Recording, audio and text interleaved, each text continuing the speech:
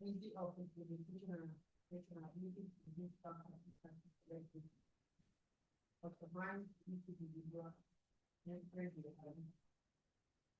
ability to participate in the planet, both of the executive margin of the other as one and the one who is needed for me. After saying it is not affected, right? Then I think for this of the coming alongside five as we have said in policy five, we have for this.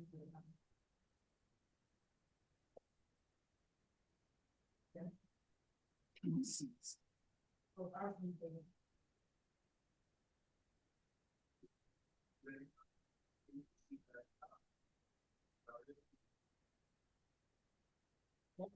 we have to start not before. For yeah, because not like this way you come to us.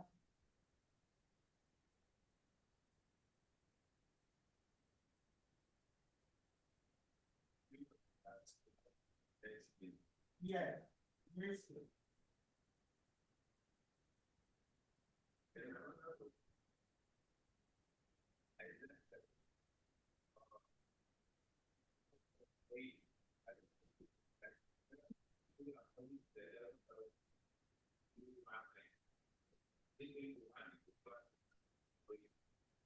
Now, the employer will pay 51 insurance cost, and will give the employee this fee like someone to pay for the tax.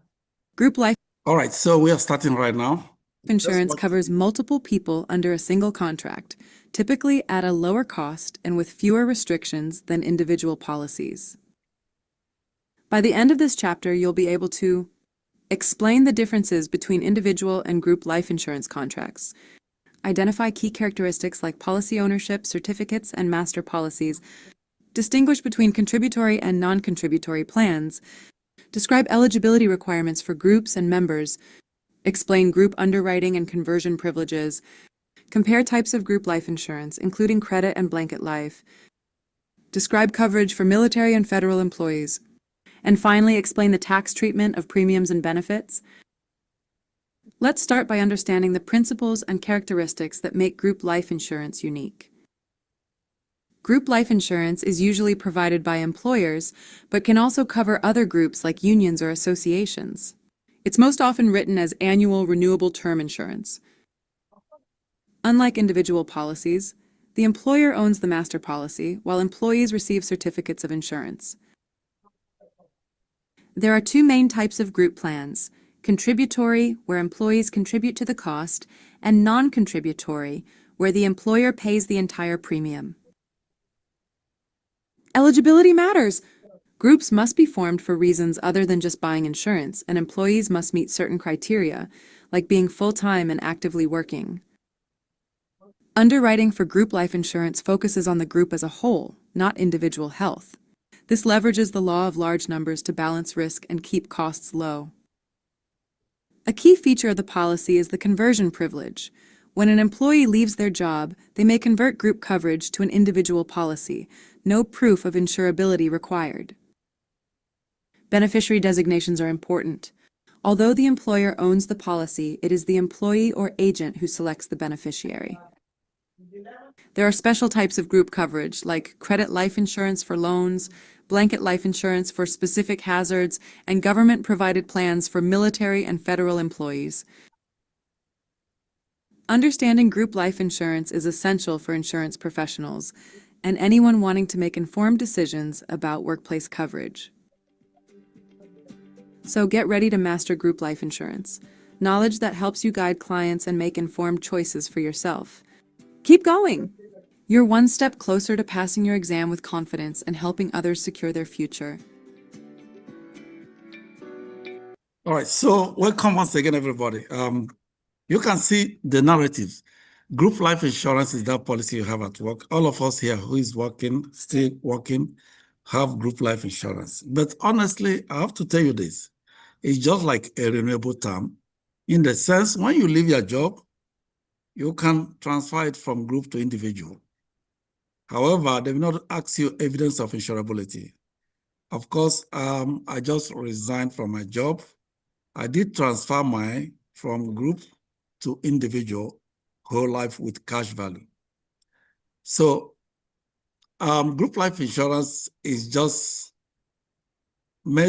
talking about it. By the time you transfer, the premium become bigger than what you can think of. It's just like term life. Basically, it looks like term life. And of course, it's term life, renewable term life. So if you transfer, let's assume your premium when you're at work is probably $150 every month. They remove from your paycheck $150 every month. If it covers both you and your families, maybe $100 or $200 every month. When you come out from the job, you want to transfer it to individual. Basically, you'll be paying close to $2,000 something. Yes. So mine now, me and my kids, is $2,000, I think $300 and something monthly. So you can see. So definitely when you get out of job, it's very, very much out of reach. So for some of us, some of our family members, our friends and well-wishers that we talk about insurance, they will tell you that, oh, they have one at work. It's difficult to, when you retire from that job, when you get out of that job, one, you may have your medical insurance, which is health insurance. That one too, I did convert mine, is about 2,000 something too. Then the life insurance aspect of it, I did convert, is about 2,000 something too. So there's no way you go through it that is easy. For some of us, our friends who are at work, if we talk to them about insurance, they will tell you, look, I have insurance at work. Please tell them that what they have, they cannot reach it anytime they're out of that job. And again, have you seen where maybe anybody group life insurance paid when there's a payout to it? I never see, except, because definitely one of the criteria is that you must die at job before you get benefits. That's one of the criteria. So imagine why you should be told to, when you in health insurance, when you are sick, they tell you to go home. So you will not be in clock, you're not clocking. You will not be a clock. So which means you are out of clock. And by then, the basis of argument whether the person died at work or not will be there. Of course, you know what the underwriters will do. Whenever it comes to claim, there's always a question upon question. So that is why when you are into insurance business, you have to make sure that whatever you're doing there is pure, correct, without any mistake. There's need for that. So group life insurance is one of those insurance that immediately after your job, it becomes difficult for you to reach. Imagine, let's assume somebody resigned from job, and you want to convert your group life insurance to individual, and you are expected to pay above $2,000 monthly. How many among us will be able to reach it if you don't have any other thing you are doing? If you do not have any other thing you are doing, my brothers and sisters, it's very difficult to lay hand on. Because imagine somebody paying 2,000 something on insurance just per month. You see that it's not easy. So for people that you speak to about when you start the business, for people that you speak to, they say, no, I have insurance at my job. That person never knows what he's talking about until when the chips are down. So group life insurance, it helps us at work. Equally helps us when we're out of job. But you have to pay a little more premium compared to what you're paying when you're at work. Yes. And another benefit is that when you are converting from group life insurance to individual life insurance, what happened? They will not ask you about evidence of insurability.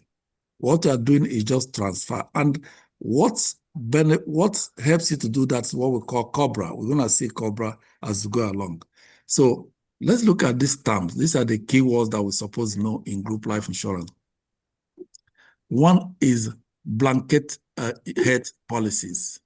What are we, when we say blanket health policies, what is it about? What does it show? And whenever you see it, what your mind will go out is to the issue is to cover group that may be exposed to same risk, blanket insurance. Some of policies are issued to cover only a group that may be exposed to the same risk. Remember the law of large number. I think that will what to help us in group life insurance in determining the premium. The law of large number is there because the larger the number, the greater the risk, and what effect does it have on the premium. I think somebody should know that we did that in the morning. Who can bail us out? The larger the number, the larger the risk, and what happened to the premium. This premium will be high. Correct. So that is what it is. So today we are talking about group life insurance and the blanket health plan. It may be issued to what? To airlines or a bus company to cover its passengers, or to a school to cover its students. So wherever there is this consistency in people that can expose in the same risk, such group life policies are used, health policies are used. So that is blanket insurance. Then certificate of insurance. There's one thing that I will always want everybody to know. In group life insurance, if you buy a policy, there is what we call certificate of insurance, and there's what we call the contracts. Normally, in what is supposed to be is that your company will give you that certificate of insurance so that you can hold it. In that, you can be able to know what you have. Eventually, when I retired, I did not know what I have, honestly. And I begin to ask questions. I now discover that I suppose your company is supposed to give you certificate of insurance. By the contract, they should hold a contract and give you certificate of insurance. But however, companies don't do that. So invariably, most of them, I don't want to say something. We're on YouTube. Some of them, I begin to doubt whether does it exist or not. Because by law, they should give you certificate of insurance and they should have the master contract. That's what the company is supposed to hold, and give every individual who have the policy certificate of insurance. In there, you can be able to know what you have and what you don't have. So, but in our companies nowadays, I never see anybody who has certificate of insurance, except if anybody here who his company has given certificate of insurance to let us know, at least explain to us how it looks like. But I know by law, the employee should have the certificate of insurance, quite the company should have the master contracts. Because the master contract embodies all the policies put together. Then certificate of insurance is individually assigned. So you ask yourself, have they given you certificate of insurance? If it's not correct that they have not given you, then question, why does this? In fact, let's be an assignment. If you go to your work tomorrow, if you go to HR, you ask them, I think I have a group insurance. Me, I'm a very funny person. If I'm still working, I'll go. If I have known this initially, I would have gone to ask them. Honestly, I would have gone to ask them. I have a group life insurance. Why don't I be given the certificate of insurance? The master contract should be held by the company. I suppose have the certificate of insurance. That's what the law said. That's what the law said. But do they give it to you? No. So certificate of insurance is where you have the policy value, the policy owner, and everything about that the policy number, everything about that policy should be there. So look at this. Let's read this. This is a document issued by an insurance company or broker that verifies insurance coverage granted to individual under specific conditions. With group insurance, the group, typically the employee, is the policy owner and maintain a master policy. which the master policy is the master contract. The insured, look at this. So that if people saying they have policy, you better laugh at them. Look at this. Look, everybody should read what I highlight. The master, the insured. Who is the insured? You. Who is insured on their company? The insured, you, which is the employee, should what? Receive a certificate of insurance rather than a policy. So you suppose have a certificate of insurance given to you in your job. You're supposed to have a certificate of insurance. The master contract should go to the policy owner. Who is the policy owner? The what? The employer. So that is what the law says. But did you ask yourself, how many of us have certificate of insurance from our company? No. Then you question yourself, did this really exist? And in health insurance aspect, if I'm sick, they will tell me to go home. Why? Why? Why would they tell me to go home when I'm sick? I'm not supposed to go home when I'm sick. I'm supposed to be taken care of. Even the worst part of it, even nurses, those who are working in the hospital. Imagine somebody working in the hospital. You are sick, they tell you to go home. Clock out and go home. I don't know whether anybody experienced this thing I'm saying. Nurses working at should tell us. That's a good question, that we should go and find out. No, I'm telling you the truth. Everybody should just go. If you have group life insurance, find out why. Why must you, a nurse, working in the hospital, and you are sick? The first thing your manager will say, oh, can you clock out and go home? I'm not talking of those who are in another field, like those who are in industrial field or finance field, where there is no hospital around. I mean, those working in the hospital. If you are sick, they tell you to go home. Why? That's the question everyone should ask. And again, ask them again. I have group life insurance with you guys. The master contract, when you are speaking to those who are working at HR, they'll be looking at you and say, how does this guy know this thing? The master contract should be, they are the people that should hold the master contract. If you are employed in any establishment and you have a group life insurance with them, you should hold a certificate of insurance. That's what the law says. So in case if you see it in the exam, that is how it's designed to be. The master contract should go to the employer, which is their company, and the certificate of insurance should go to the employee. You see where I highlight them? Who is the insured? The employee. So the certificate of insurance to go to him or her. But I never see anybody who have such, or who the company, his or her company has given certificate of insurance. So you begin to question yourself, why? And if not, why don't I have mine? So when you go to your company, you can, as a joke, go to HR, say, oh, I think, please, can you check my group life insurance for me? I want to really know what I have there. They check it for you. When you were about to go, you say, oh, what of my certificate of insurance? See what they will tell you. They're not going to give it to you. But do you have it? Yes. Do they have it? Yes. But they will not give it to you. So that is abnormal.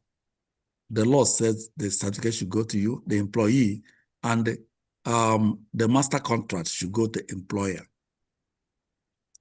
So let's go to contributory plan. In most of the insurance businesses, particularly group life insurance, in your workplace, there's what we call contributory plan and non-contributory. The contributory plan is a plan that you contribute and the employer contributes. You are contributing from your paycheck and the employer is contributing to be able to pay your premium monthly. So that is what we call contributory plan. Most times they will save 25, 75 or 15%, 75, they just, or 85, they depend on the company. So another thing you ask them again, is my plan contributory or non-contributory? If they say it's contributory, say how many percentage? Just find out these questions. You deserve it. It's something that everybody's supposed to know. How I wish I'm still working. I know this. I will go ask them. Honestly. Yeah. You will see it on your pay stub. Definitely, but just ask them, find out what they do. Sometimes it's the pay stub. Contributing or non-contributing. If it's contributing, how many percentage are you contributing? Most employee contribute 75% and the employer contribute 25%. So including government agencies, right? Find out how much you are contributing. Of course, you see what we do. Most times we get excited when the company wants to employ us. They say us they have group life insurance. You don't ask them the terms. Particularly for those who have who are privileged for one or two companies to be dragging the person's service. The way you find out who's the best to go to is not the person that have group life insurance, but the person that has group life insurance that favors you.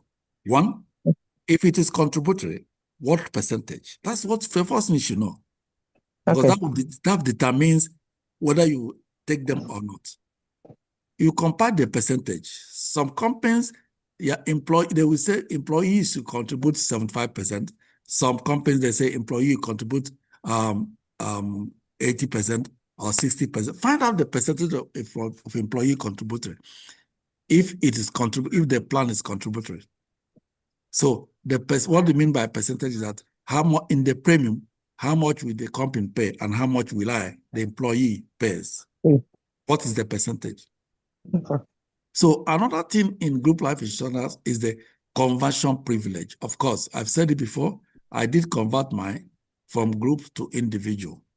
So when you come out of from your job, you have the right to convert from that group to an individual policy. Yeah, but just like I said, it's somehow pricey.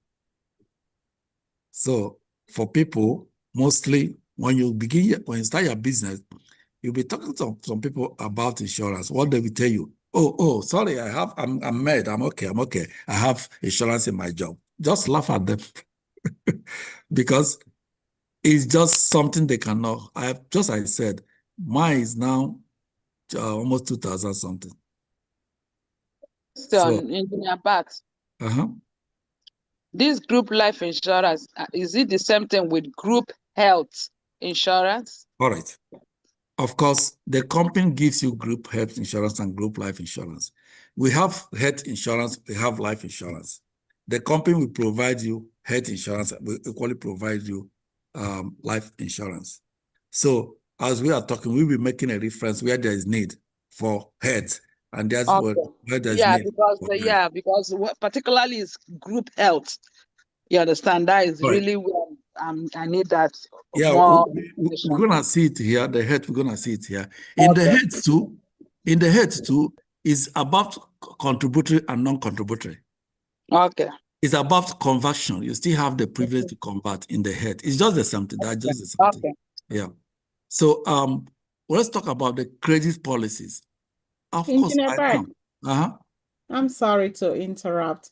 I have a presentation and I need to log out. I just wanted to share that Joel passed his exam today. Oh my God. So that's good. That's wonderful. Yeah, so, that's what I want to hear. Wanted to say thank you for your teaching. Yeah, thank you. You're welcome. You can tell him to say hi to us. So it's good to right say. here. All right, Joe, can you say hi to us? Come on. Hi, how are you guys doing? Oh, congratulations, eh? Thank you. I just wanted to thank you for the. So I hope I'm going to see you at Dallas, February 5th to 7th. Are you going to be there? Or yeah, I'm going to be there. You'll be there? Yes, sir. All right, man. We're going to see you. All right. Congratulations. Thank you. Yeah, you're welcome. Yeah. All right. Thank you, Engineer Bart. Oh, you're welcome. Thank you. All right. Good luck to everyone else. That's good. Thank you. Yeah. Thank you. Yeah. You're welcome. So we're talking about the conversion privilege. The conversion privilege involves what? In the health insurance and also in the life insurance. It's the same thing. In health insurance, there's still contributory plan and non-contributory plan. In life insurance, there's still contributory plan and non-contributory plan. So all of them are the same thing. They go almost together. But when there is much where we can emphasize on them, we can equally point on them. Yeah. So if you remember, when we are talking about credit insurance, What do we talk about credit insurance? We talk about loan, credit insurance, even in disability credit insurance. When we talk about credit insurance, we're talking about loan. Credit insurance is a policy you put when you are, maybe let's assume Mr. Say come to me to say I should loan him probably 5 million. I said, Mr. Say, yes, I will give you this 5 million, but I want you to put a policy, insurance policy on that loan. Not that Mr. Say will not pay me the money. He will pay me the money. But I just want to be certain about the loan, that no matter what happened to him, my money must be there. And no matter what happened to me, the money must be paid. So I put a loan on that. I put a policy. I say the condition is that you must put a policy on that loan.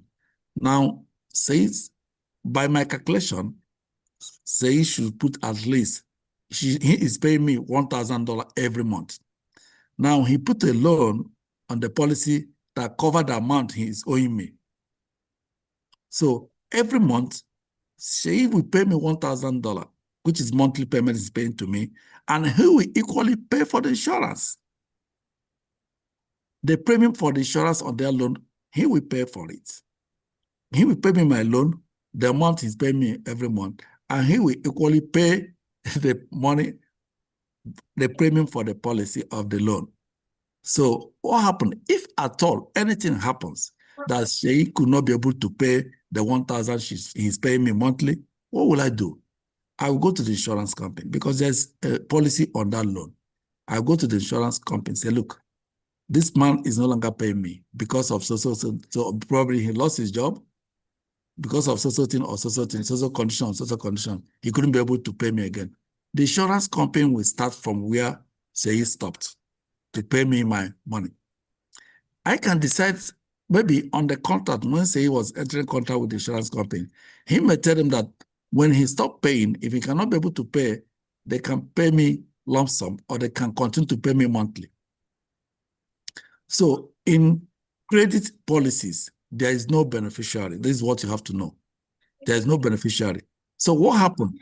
If Shays could not pay, the insurance company have to start from where he stopped until they pay off the loan. So anywhere you see credit insurance, know that is loan, please. Credit policy, what will come to your mind first is loan. So this policy are designed to what? Help the insured pay off a loan in the event the insured passes away. It may not be only if passes away. It may be disability. It may be loss of job, depending on the terms of the contract. So the policy what? We pay a lump sum to the creditor to pay off the loan. It can be lump sum or it can be monthly, depending on the agreement. Remember, if the agreement is at lump sum, definitely the premium will be higher. If it's monthly, the premium may not be higher.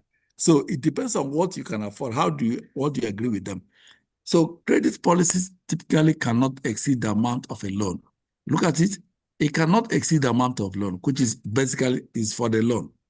So that if anything happens, you can be able to get your money. Is credit insurance what we have most times in all the big loans. If you go to company and get a loan, that is basically what you see. And now we have decreasing. When you talk of decreasing insurance, decreasing life insurance, what will come to your mind is what? Mortgage. I want everybody to know that. If you have a decreasing insurance, as you have credit insurance, what will go to your mind is loan. Decreasing insurance, what will go to your mind is mortgage. Why? It's scheduled as mortgage, as is done in mortgage payment. That's how it's scheduled. So we will meet decreasing insurance as we go forward. So franchise insurance. What is a franchise insurance? Most of the things we are doing today is franchise. Walmart is a franchise. Walmart is never what? It's never and it's never one person that owns all of them. If in as much as is Walmart owned by somebody, but it's a franchise owned by if you have money, you can go and buy the franchise. Just give me a second, please.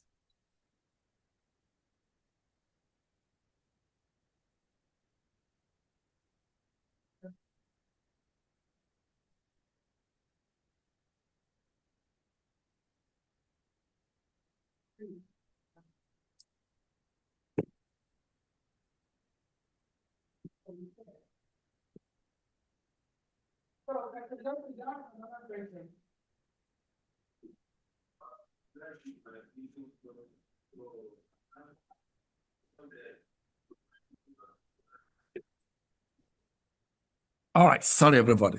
All right, so let's talk about the franchise. Everything we do is franchise. Even let me tell you the truth. What we are trying to do today, as you get your license, just as Joe just passed his license now, they're going to process his license.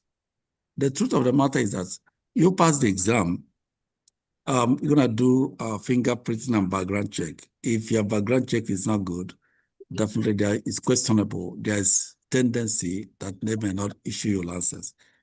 For those who have been in nurses profession and all the other professions, you go through background check. So remember, finance is the most regulated industry in America. They do not joke with it. They make sure things are done in a normal way. So franchise insurance, franchise company, Walmart, as you've seen everywhere, is a franchise, which means if you have money today, you can go and buy Walmart franchise and establish it any place under approval, any place you want under Walmart approval. So as you go for your exam, you pass your exam, just as Joe today. After, Joe can grow from associate to marketing director. When you become a marketing director, senior marketing SMD, senior marketing director, you are controlling your own franchise. That's what it means. You now become a broker. If you're a broker, what happens? You are controlling your own what? Franchise. You have your own markets. So the dream of everybody who are here today is to do what? One day become an SMD. And that is the toppest of all. You become a broker. Remember what we said in the morning, that an agent can approve, agents can accede a policy, but a broker cannot, because of what? Is working directly. He's not working directly with the insurance company. He has to go through the agent again.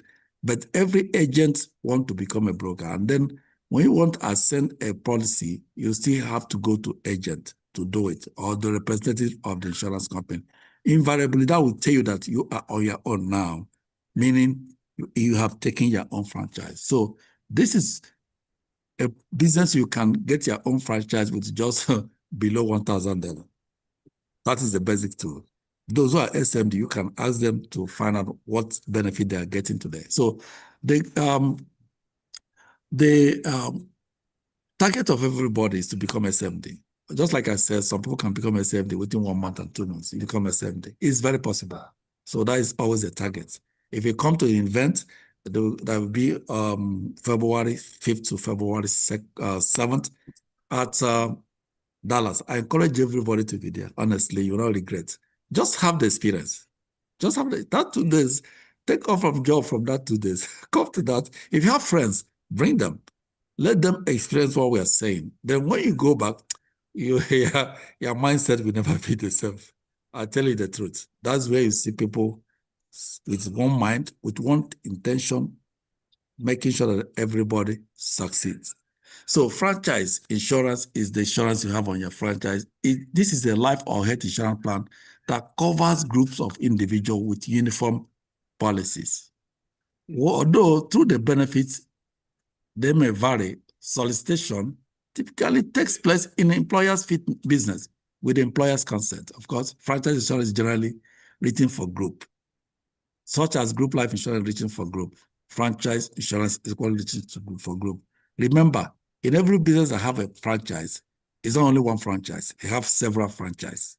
For instance, Walmart has franchise. People buy, McDonald's has franchise.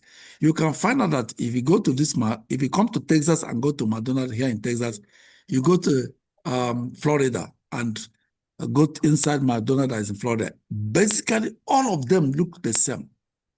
If you go to Walmart that is in Arizona today, you come to Maryland and go to Walmart in Maryland. Basically, all of them are the same arrangement. So that's what we call franchise. So those franchise can have a group insurance where basically covers the franchise. We call it the franchise insurance. Now, master policy, remember what I said before. The master policy in every group insurance should belong to the employer. Why what? The certificate of insurance to go to the employee. That's what we said. That's the assignment we give ourselves today. So the master policy belongs to the employer and the certificate belongs to the employee. Then before we have talked about contributory. As we have contributory plan, so do we have non-contributory plan. Non-contributory plan means that the employee have to pay 100% of the premium. However, there's some non-contributory, means that the employee is not contributing. So non-contributory can be in two ways: employee contributing and employee not contributing. Employee contributing and employer not contributing. Employer contributing and employee not contributing. That is how it is. Some employer may say, oh, I don't want any of my employee to contribute. I'm gonna make sure I pay the premium. In group insurance, yes, it's there. So that's why we have contributory and non-contributory. So in non-contributory, the employee benefit plan under which employer bears the full cost of the employee's benefit. The plan must cover 100% of eligible employee. So in that case, if it is not contributory where the employer is paying the premium, it is expected that everybody who is qualified, employed in that company must be covered, which means before the insurance company come up to do that, they must make sure that 100% of those who are eligible employee are covered in the contract. So employee do not what? Contribute to the plan cost because it's not contributory. Employee do not contribute to the plan. However, in some cases, if the company said, look, I'm not going to contribute to the plan, it becomes unattractive for you to work there. So the basic plan now will be, ask your company whether is it non-contributory or contributory. If it's contributory, how many percentage is the employer contributing? How many percentage are you contributing? It is applicable to what? Health insurance and life insurance. So it's the same question you will ask for health insurance and life insurance. At least you want to know where you're working, whether it's contributory or not contributory. If it is contributory, how many percentage are the employer contributing to the premium? And how many percentage is you, the employee, contributing? So these are the two things everybody has to know. It's not just because the company said, oh, we are offering group life insurance, everybody is excited. There's so many more than that. So persistency. So as is persistence pertains to insurance, persistency is the percentage of insurance, this is insurance policy that remain in the force after a specified period. Most often you see that most insurance companies, most of the policy, they can, like in group life insurance, some of them, the insurer will retain some of them in terms of cost, in terms of premium distribution. So persistency negatively impacts policies. These are replaced by other insurers, cancels, or the lapses due to non-payments. So in such cases, most companies may have a higher persistency than be more than stable or portable than those that with lower persistency. So if you're a company and you want to lower your persistency, that may be to your benefit. If your persistency is higher, I'm telling you, it may affect companies coming to you to sign. Now, let's go back and look at principles and characteristics of group life insurance. Why are they called group life insurance? What are the characteristics? What we should have in mind? You know, we are rushing this. We're not gonna kill all our time here because we still have annuity to talk to. So the employer responsibility, what is the employer's responsibility? We have said that who holds the master plan, master policy contract should be held by the employer, and the certificate of coverage should be held by the employee. I think that is what they take away in this particular characteristics. Now, let's look at employer responsibility. What is the responsibility of your company? What are they supposed to do on this plan? What are they supposed to do? One, the employee is accountable for selecting group coverage, maintaining records, and managing employee enrollment. The employer must what? Not engage in discriminatory practices, particularly when the plan is non-contributory. You see? So when the plan is non-contributory, don't be surprised. The employee, the small employees may be contributory. The executives, their own may be non-contributory. Don't be surprised. That may be happening in so many companies. I'm telling you. Some executive, their plan may be non-contributory, both in life insurance and health insurance. Their plan may be non-contributory. Which means they are not taking anything from their paycheck as a premium to pay for the policies, both in health and life insurance. Some executive, I guess so. Then the smaller junior employees maybe have their own becomes contributory, while the executive is non-contributory. Of course, it may be a way to retain the executive in the company. It may be a way. It may be a good incentive, such as when we are looking for a job, you meet a company, say, oh, this company is offering group life insurance, group life benefit. I'm telling you the truth, it's one of the criteria why people should go to some companies to work. So the non-contributory aspect may be one of the incentives that makes the executive to go to that company and work. So that is how it is. But however, what I'm trying to say here is that let the non-contributory aspect of it not become discriminatory. It should be everybody working should be entitled to non-contributory plans. Benefits schedules. You remember, whenever you hear about benefit, it's talking about when a claim is placed.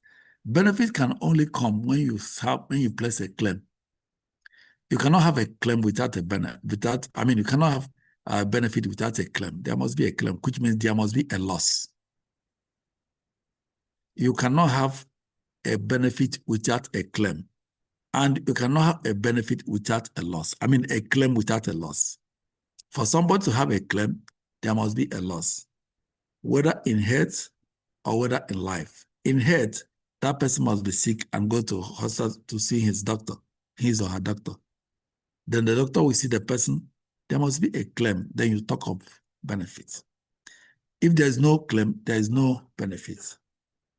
Of course, the company will always ask you to bring a proof of loss.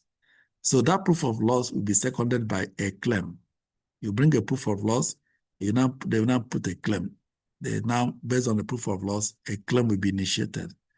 So the schedules of benefit, how do you want to get the money? How do you go to get the benefit? Do you want it monthly? Do you want to be getting it as a salary? Or you want to get it as a lump sum? However, most companies determine how they pay the benefits, how the benefit will be paid. But a monthly, for most cases, in group life insurance, the benefit most times come in terms of monthly amount. That is how much you are getting every month. That's basically how much you will get as a benefit. All right. So, incident of ownership, employees beneficiary selection, incident of ownership. Of course, all of us have known today that whenever we have a policy, we should have the certificate, and the employer should have the policy contract, contract of the policy. So that's what we know today. But however, the employer is the contract owner. He owns the policy. However, the employee, we are given the mandate to appoint who will become the beneficiary. In as much as company is a policy owner. The employee will appoint who becomes the beneficiary, and the benefit should equally go to the employee. However, if it's executive bonus, there's a policy we call executive bonus. If it's executive bonus, the benefit should go to the executive. If it's key employee policy, the benefit will go to the company. Because in that case, the company pays the premium. The company is the owner and they pay the premium. So the reason why the benefits should come to you as an employee is because you are contributing to the premium. Remember, who pays the piper, they take the tune. So as you contribute to the premium, you are partly owner of the policy, but who owns the policy? The insurance company. They give you the freedom to appoint who to become your beneficiary, which means you own the policy and you get the benefit. All right.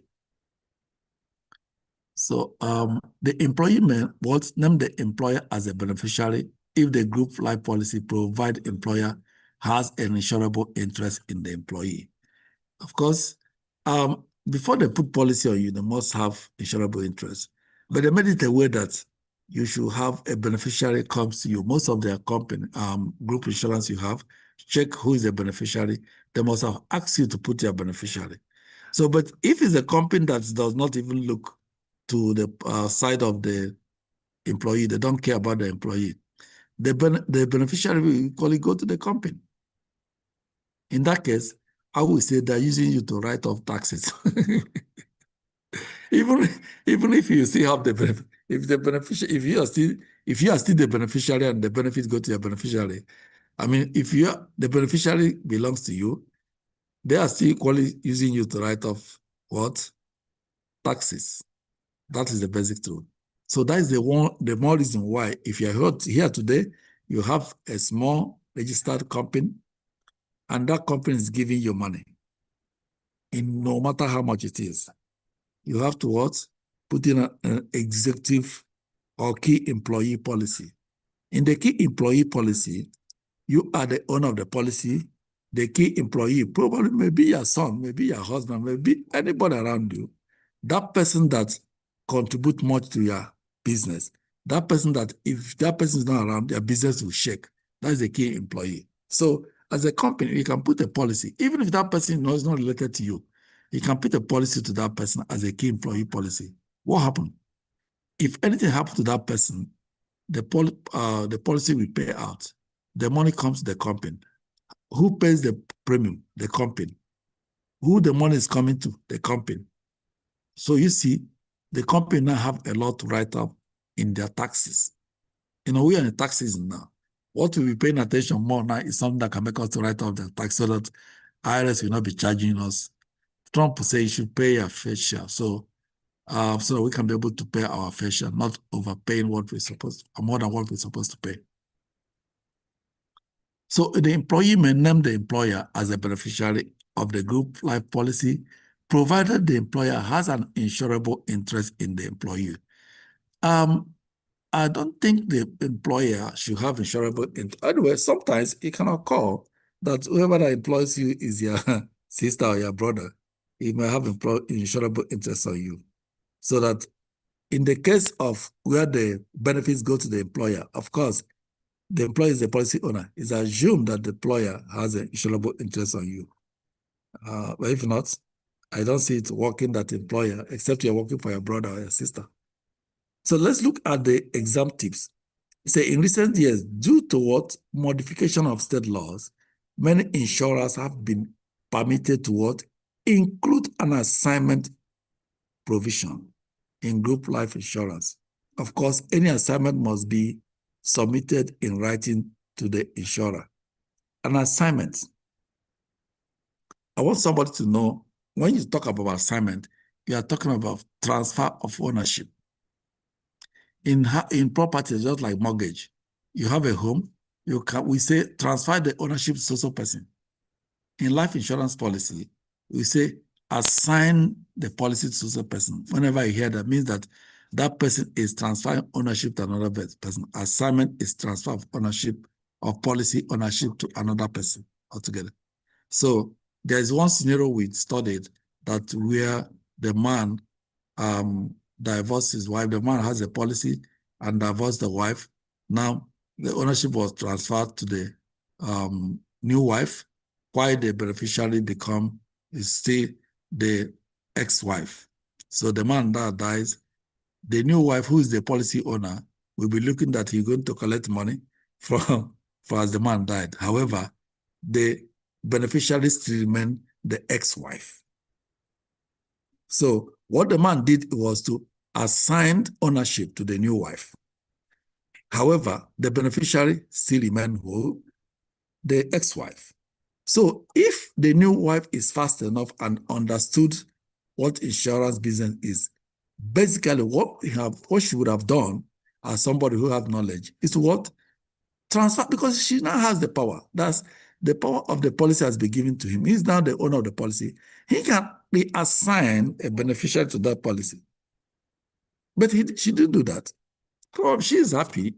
She's happy that what happened that, oh, I'm the owner of the policy.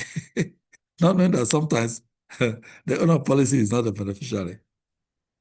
So this is a lesson that all of us should know. So assignment is to transfer your policy ownership to another person. They use the word assignment on it.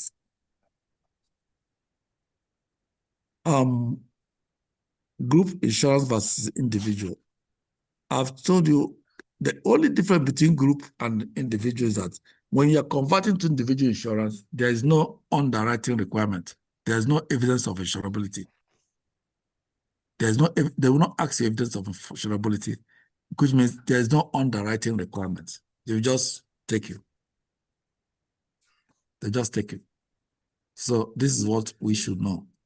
So that's why most times it's good and to convert. But however, the only out in there is that it's always pricey. But if not, you are converting from variable term to what?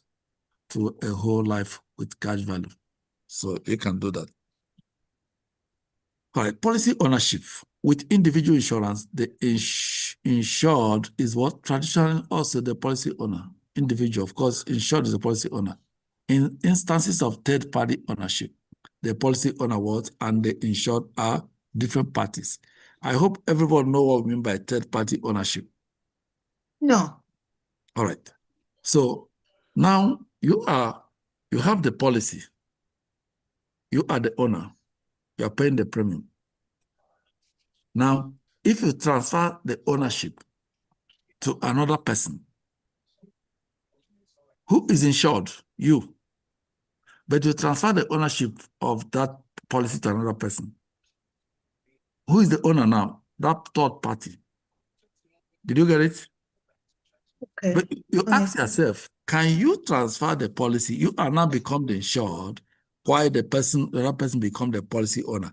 And remember, when you become the policy owner, means that you are paying the premium. So how is it possible? It's possible, yes. When you Say this again, please. All right. Now, let's assume you are the policy owner. You are paying remember, when you're a policy owner, means that you are paying the premium. You're paying the premium. Now, let's assume something happened, you couldn't pay again. And you didn't want to continue to be the owner while another person is paying the premium. You now transfer that ownership to that person, to another person. That person will pay the premium. That person now determines what happens to the policy. You now only become insured. Is it clear to you?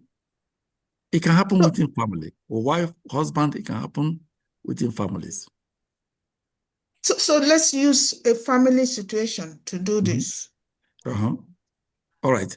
Let's assume, look at it down here. It said different, e.g., husband covering wife, wife covering husband, parent covering child. Those are what? Let's assume husband is covering wife and husband is the owner and the insured. Now, husband could not be able to pay. He's paying before. He transferred the ownership of the policy to a third party, which is become the wife.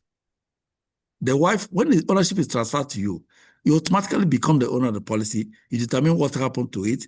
Now you pay the premium. But my husband will still be covered, right? Yes, yes, he's insured. Okay. He's insured. The husband will be only insured. He's no longer the owner and insured. Yes, but he will still Be covered. Yes. under the. Yes, Okay. he remains the insured, but he's not the owner of the policy. Okay. Is that clear? Yes. Yeah. In fact, it happens in every family, but it may not be pronounced. The wife may be still paying. Maybe the husband is paying, something went wrong, the husband could not pay. Or the wife is paying, something went wrong, the wife could not pay. The husband will step in to be paying the policy. But because it's a family affair, it's not pronounced. Yeah, nobody will know unless they go out and say, hey, this is what is it's going not pronounced. If you write to the insurance company now, say, look, I'm no longer the owner of the policy. Let the husband become the owner of my husband now is the owner of the policy, become a third party. So, which means the husband is still covered, but you are the policy owner. You are covering the cost. So that is exactly how it is. Okay. Yeah. So the insured will continue to be insured, but however, he The doesn't have a difference is the person paying the premium now. Yes. Whenever you hear of ownership, policy owner, is about who pays the premium. So that's why most times I use the word who pays the piper, detect the truth. And when you become the policy owner, you have the right on the policy. You can reassign ownership to reassign beneficiary to that policy. You can go to the policy and make a withdrawal. You can go to policy and borrow. You can do anything you want to do that. It becomes your own policy. However, the insured is still the insured. All right, so in that case, remember in that case, when you're now transferring third-party ownership, the master policy is still one person. The sponsor owns the master policy. So who owns the master policy? Is you, who is paying the premium. Me. So that's how it is. But in our family issue, it's not pronounced, but we are practicing it, but it's not pronounced. Of course, if the husband or the wife lose job, the family must find a way so the policy will be going on. But it's not something, some people will go as far as writing the insurance company. Some people, that's depending on family dynamics, we go as far as writing the insurance company and say, I'm now the policy, paying the husband. If the husband is no longer be able to pay, the wife may demand, say, please, can you write the insurance company to transfer ownership to me? So it can be done if you become a third party. So most times people do not want to do that. All right. Policy type. What is the policy type? In employee plan participants receive certificate of insurance. We have said that before. The employee receives certificate. That is how it's supposed to be. That is how it's supposed to be. When you are working anywhere, they say they have group insurance for you. They're supposed to give you a certificate of insurance. That is how it's that is how it's supposed to be. They're supposed to give you a certificate of insurance. Now, the employer, who is the contract owner, will have the master contracts. He keeps the master contract while you have the certificate of policy. Now, in that certificate, you'll be able to know how much you are covered. In fact, let me tell you guys the truth, my experience. We're online. There's not some other things I would not like to say. You see, we are live, sorry. We are live, so there's most of the things I would not like to say. See, let me tell you guys, I had the experience. I told you I just resigned. So when I called them that I received what we call COBRA, a letter from the COBRA is an act that will allow you to convert your policy from group to individual. It happens in the health insurance and in the life insurance, the COBRA. So I received the letter. I now called them. When I was speaking to a lady, the lady asked me one question: how much? I begin to ask me questions on the policy. Believe me, I do not know. I'm telling the truth. I do not. And it applies to any of you here. I didn't know even that's what that COBRA means. Because if you have the master contract, I mean the the policy certificate, in the policy certificate, all those things are tabled down for you to know. If I had have a certificate of the policy, what I will do, by the time I call them, I bring my certificate and be looking at them to answer questions they will ask me. Is all that true? That's true. I don't have nothing. Nothing was given to me. And it applies to all of us here. So if question is asked based on the policy, you wouldn't be able to say anything because you don't have the certificate. Don't know that. Don't know nothing about the policy. So the lady asked me one question, but why don't I know this? I said, how do I know this? He asked me, do you have the certificate of insurance? I said, which one is certificate of insurance? Believe me, that's the question I asked. Said, this certificate of insurance. I said, I do not have any certificate of insurance. The lady began to laugh. She knows, she just wants to ask me. She knows. She'll begin to laugh. So every employee should have a certificate of insurance if you have a group insurance. That's basically, that's the truth. That's what it's supposed to be. Why the employer should keep the master contract. That's what it is. That's how it's supposed to be. So employee or plan participants receive certificate of insurance, not individual policies, and are certificate holders. So, for instance, when you convert from group to individual, of course, they're going to send the certificate of insurance to you as an individual. So, policy type, individual insurance can be any of the previously discussed temporary or permanent insurance products. So, chapter 4 is giving us the types of insurance. I think that is chapter 4. That's what we would have done before we jump to talk about this group and annuity. So chapter 4 will give us the type of insurance. So in case most people here will not understand when we talk temporary or permanent insurance policies, those ones products, those ones we're going to see it when we go to back to chapter 4. And most of the policy are renewable terms. Of course, the group life insurance you have at your work is a renewable term. It's just a term life insurance. If you understand what term life insurance is, basically that's what it is. If you understand what term life insurance is basically that's what it is. What is the only single plan benefit you have as far as term life insurance is concerned? What is the benefit? I mean, what is the single benefit you have in term life insurance? What is that benefit? Can anybody tell me? If you have it's affordable. It's affordable. It's affordable. Affordability. What again? It's renewability. It's renewability, What again? Say that again. Renewability, you can renew it. Oh, okay. And what again? So the single most beneficial thing you get from term life insurance is that death benefit. Oh. Like if the person dies, the person, his beneficiary will get the benefit. Those things we just mentioned now, is a lot of them, is the characteristics, the advantages. So we're still going to talk about the advantages and the disadvantages of term life insurance when we come to chapter 4. So, but the most important beneficial thing you get from there is what? If the person passes, the beneficiary will get the benefit. That's the only thing. Comparing it to permanent life insurance, where you have riders that will give you much, much benefit as compared to what you get in term life insurance. So the only single beneficial thing you get from term life is that death benefits, which you not even know when the benefits is being collected. But then the person must have gone. So, but the different now to permanent is what? You have some riders attached to the policy that will give you some benefit while you are still alive. Yes. So you can see the difference. So that now brings us to anybody here who have a term life insurance.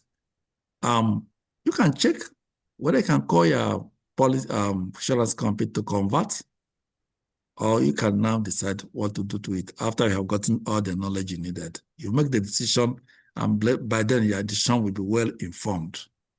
All right. So, however, in group life insurance, which I say is renewable term, you can renew it.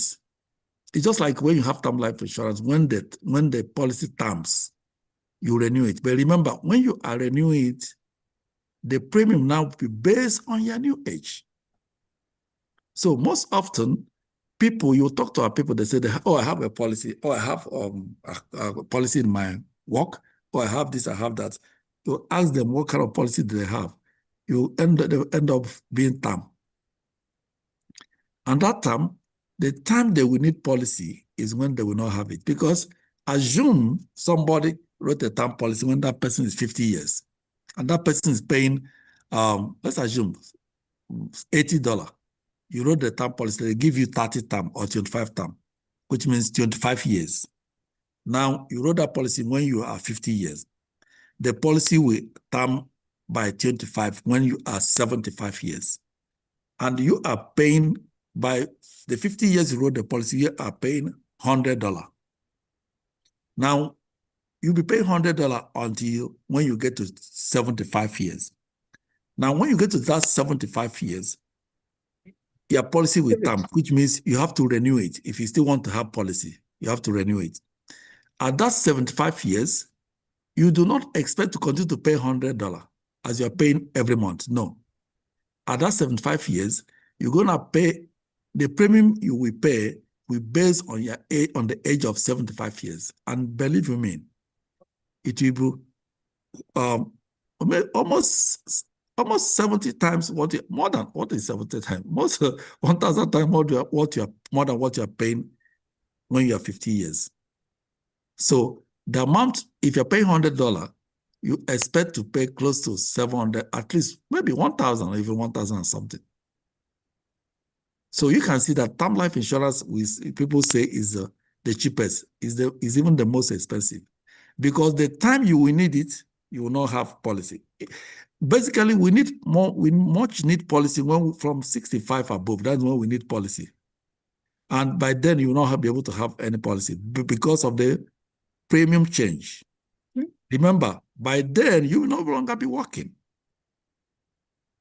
So if you're no longer working, you can't afford. How can you afford it? So basically, the policy will what?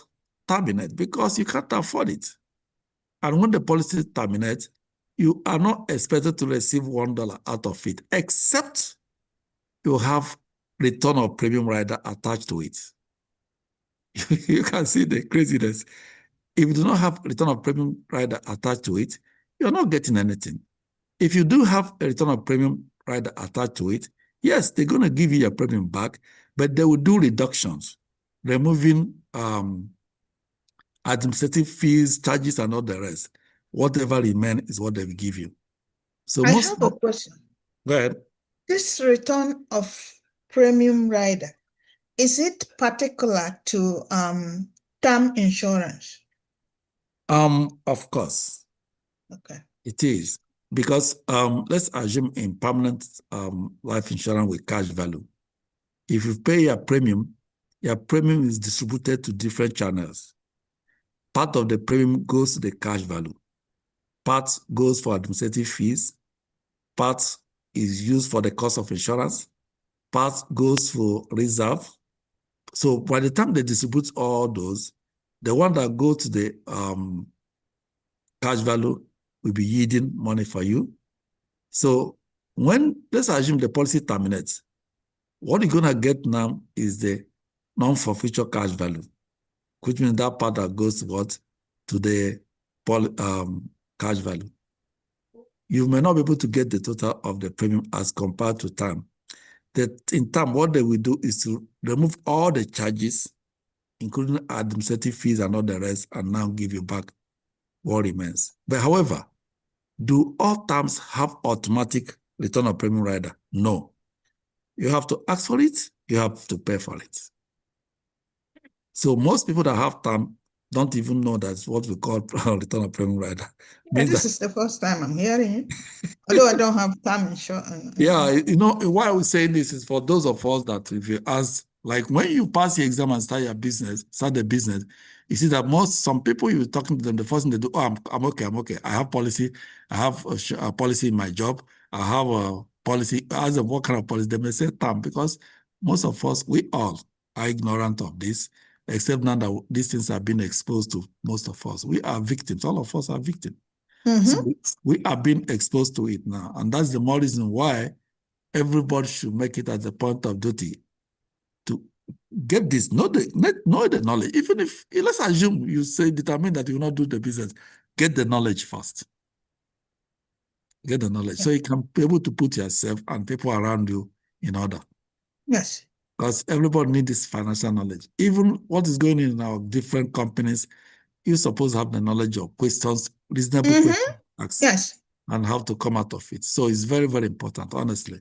It's very important. But our people have had the mindset channeled towards scam and all the rest.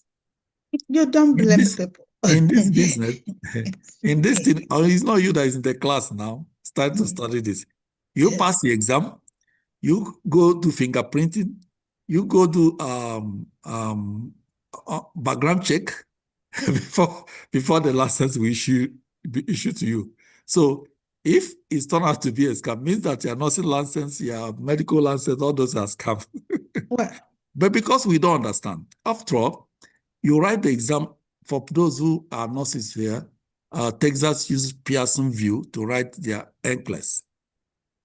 So most of you who registered the exam use most of the states use Pearson VUE. So it's the same people who organize medical exam, nursing exam, all those, the same people that what that organize this too. So it's out of ignorance that some people come up to say is a scam.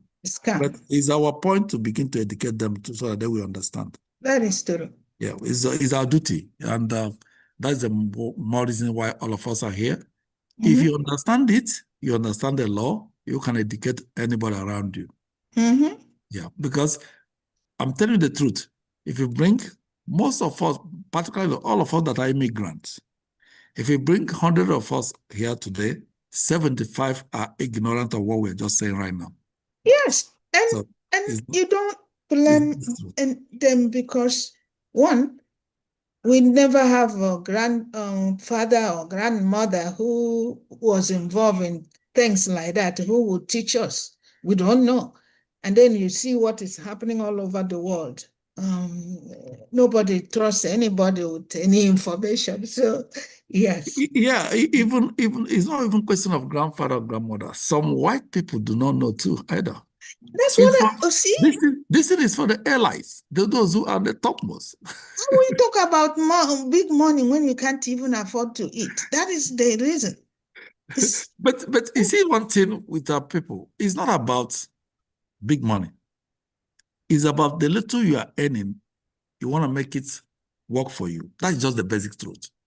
It's not a question of how much you are making. It's how much do you understand about the amount you are making, and how much can you make that amount to work for you. That is just the basic. Yeah. All life we were taught that the way you can earn money is by working yourself to death, right? So for you to be telling anybody that you can do this and then the money will be multiplying and they will be looking at you. Who says that? Anyway, we are here with the business of trying to educate people. I'm urging everybody here who is listening to my voice, if you have not booked your ticket to come to Dallas, just book your ticket, come to Dallas, come and see with your eye what is going on. When you go back to your state, you will know that, look, I belong here.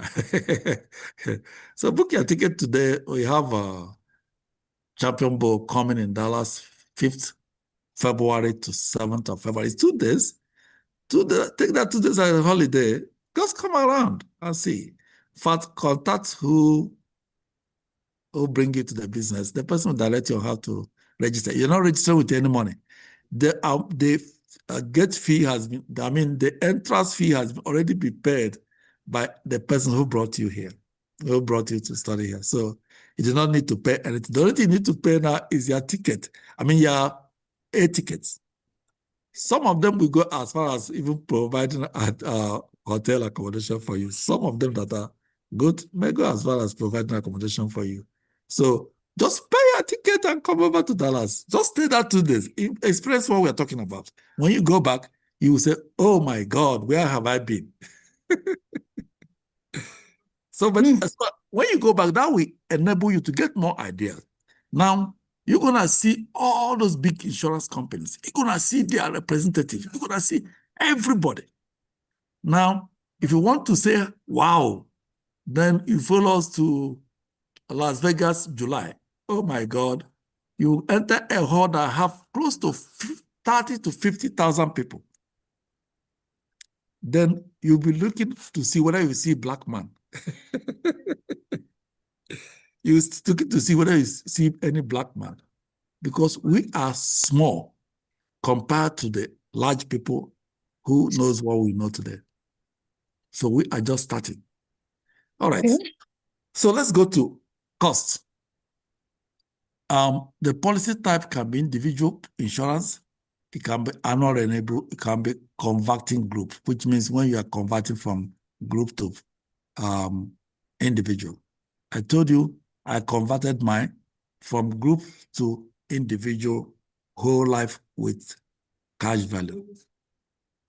And I was not asked insurability. Nothing was asked about that. Just fill the form and submit to them. That is the only thing. Pay the money. However, it's pricey. So that's the only thing. It's involved in health insurance, equally in life insurance. So all of them are the same. Engineer Abbott, I want to ask you a question. Go ahead. When you converted the group insurance to individual one, what is the time frame for the conversion? They normally will tell you, I think either 30 days or 30 days. 30 days. Okay, that's 1 month. 1 month, yeah. 1 month. All right, so let's look at the cost between group and individual. Individual insurance policies are more expensive. Did you see it? When you convert to individual, it's more expensive. For the insurer to issue underwriting, commission, billing, maintenance. Now it's individual. So all these costs, which the premium will go into. Remember, I told you that when you are writing a permanent life insurance, the premium you paid will be channeled to so many channels. One, some will go for underwriting cost. Some will go for commission. Some will go for billing. Some will go for maintenance. Some will go to your cash value. So that's the more reason why you cannot have return of premium rider in permanent life insurance. You cannot have it on permanent life insurance. You only have it in term. So, but is it automatic? No. I have to ask. You have to what? Pay for it. However, your agent must have to take, you have to, if your agent is not the type that is, say everything out, and he did not ask him or her, they will write the term policy and there will be no return of premium rider on it. And when anything, when anything happens, struck, you are not receiving kobo out of it. So yeah, it's happening. It happens to most people. In fact, there's somebody who wanted to terminate her own doctor who said, no, don't do that. So so with the experience you are getting, when you begin to write policy, when you get your license, you can write permanent, you can write permanent, which is whole life, you can write term life. You have the license to write policy for anybody who wants any of them. Of course, nowadays, they have term with benefits. So there's a whole lot of things a license can do for you. So the administrative costs are passed on to the customer, thereby increasing their costs. You see why individual policy are more pricey or more expensive, as they say here. Here it says expensive for the insurer. So because it's a very expensive for the insurer, the premium will be what? Will be expensive too. Right. Because the cost of handling the policy by the insurer is expensive. Then the cost, that cost will be transferred to the premium. So that's why individual policies is more expensive compared to group. Now, group insurance policy are less expensive. You see it? Group insurance policy are what? Less expensive for the insurer. From the underwriter, issue and maintenance is what less expensive because they have mass. Remember law of large number, they have mass. A lot of people covered at the same time. So because of that, the cost of handling it, the cost of issue, the underwriting cost, the maintenance cost is now less expensive. So the premium becomes less. All right. So in some cases, the employer or sponsor may pay most of all the premium costs. Of course, if it's contributory, your company will pay part of the premium. So in that way, it reduces the amount, the premium you are paying. If it's contributory, your employer is going to handle part of the premium, depending on the percentage. Some will be 75-25, some 40-60. So that's why I said, if you are getting a new job and the new job said, oh, we're going to give you group life insurance, first of all, find out, is it contributory or non-contributory? If it is contributory, how many percentage is the company contributing? And how many percentage, if you are employed, will you contribute? So if you go for an interview and they are asking you a question, they say, do you have a question for us? You ask them, what are the incentives? They told you, oh, we have offer our new employee group life insurance and group health insurance. You ask the question, because they will always ask you question. Then throw them this question. What kind of policy? Is it contributory or not contributory? Most of them may not know it. If they know it, they will ask you, is contributory? Then you ask them another question. How many percentage are the company contributing? I think all the interviewer we've done around be looking at you.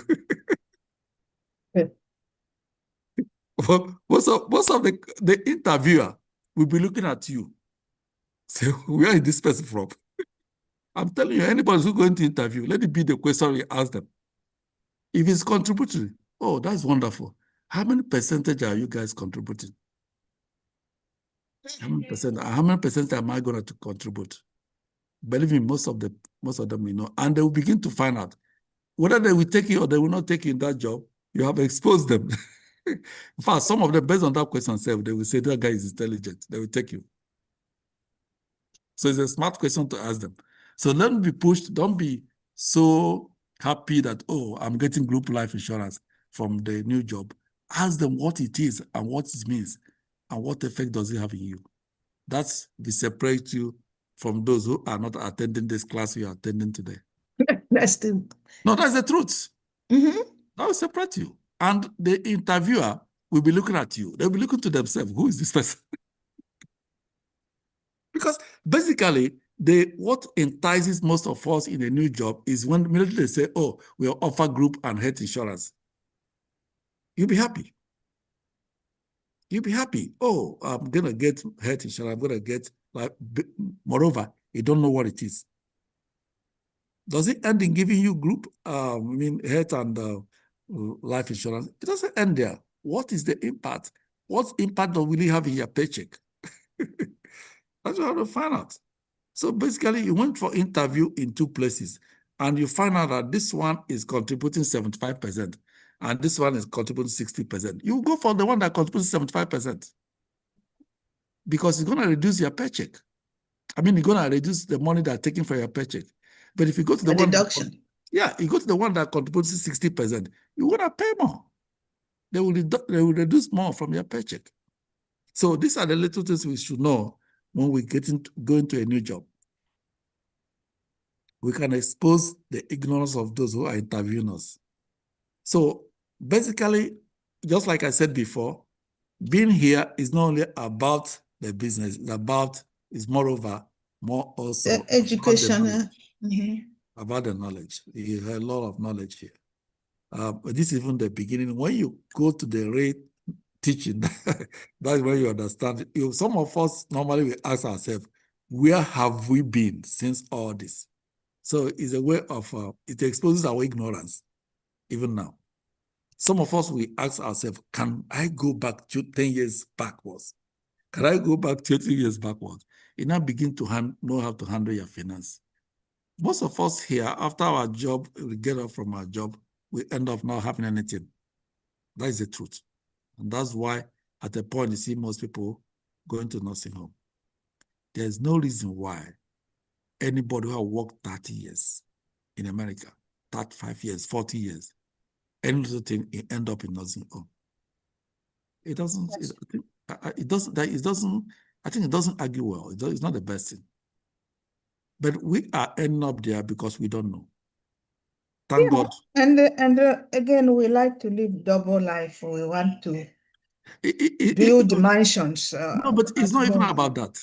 Believe you me, like life insurance policy. Most of us here today do not have life insurance policy. So if you do not have, go now ask the person who bring you here. Let that person write a life insurance policy for you. It's very important. Let me tell you, it's not about double life. Of course, double life is there. Some of us, particularly the women among us, I'm going to say it. We are telling that, you see, one thing I like in this business is that we are telling ourselves the truth. And that truth will make you to readjust yourself. That's the basic truth. Let me tell you, some of us here do not have life insurance policy. And they can be approvable, but they don't have policy. One, their mind will said will be, I don't have the money to pay. But the same person, we have go to different Owambe, pay different Ashebi. Well, that's what I'm saying to you. Travel to where he's not supposed to travel. Do what he's not supposed to do. Buy a car he's not supposed to buy. Build a mansion that the you most never live important in. thing he's supposed to have, he or she doesn't have it. More especially when you are approvable. And remember, it's a ticking clock. The earlier, the better. Because as you continue to grow old, it becomes so difficult to be approved. So that brings me to the issue of our children, our grandchildren. Is most important. Most of them, if you talk to them, to your children or your grandchildren, they will say, oh, mom, dad, leave that, is a scam. Because they are still confused. So you have to educate them, you have to let them understand that it's very necessary. What you have, our prayer today always as a parent is our children be more than us. That's our prayer. Yes. Then if that is the truth, what then means is that we're going to begin now to teach them what they're supposed to know. However, sometimes you're going to force it into them. Let me tell you, since we know this knowledge, me and my wife, the decision in our house today is that if you are turning 18, you must have life insurance license. You must be exposed to this knowledge.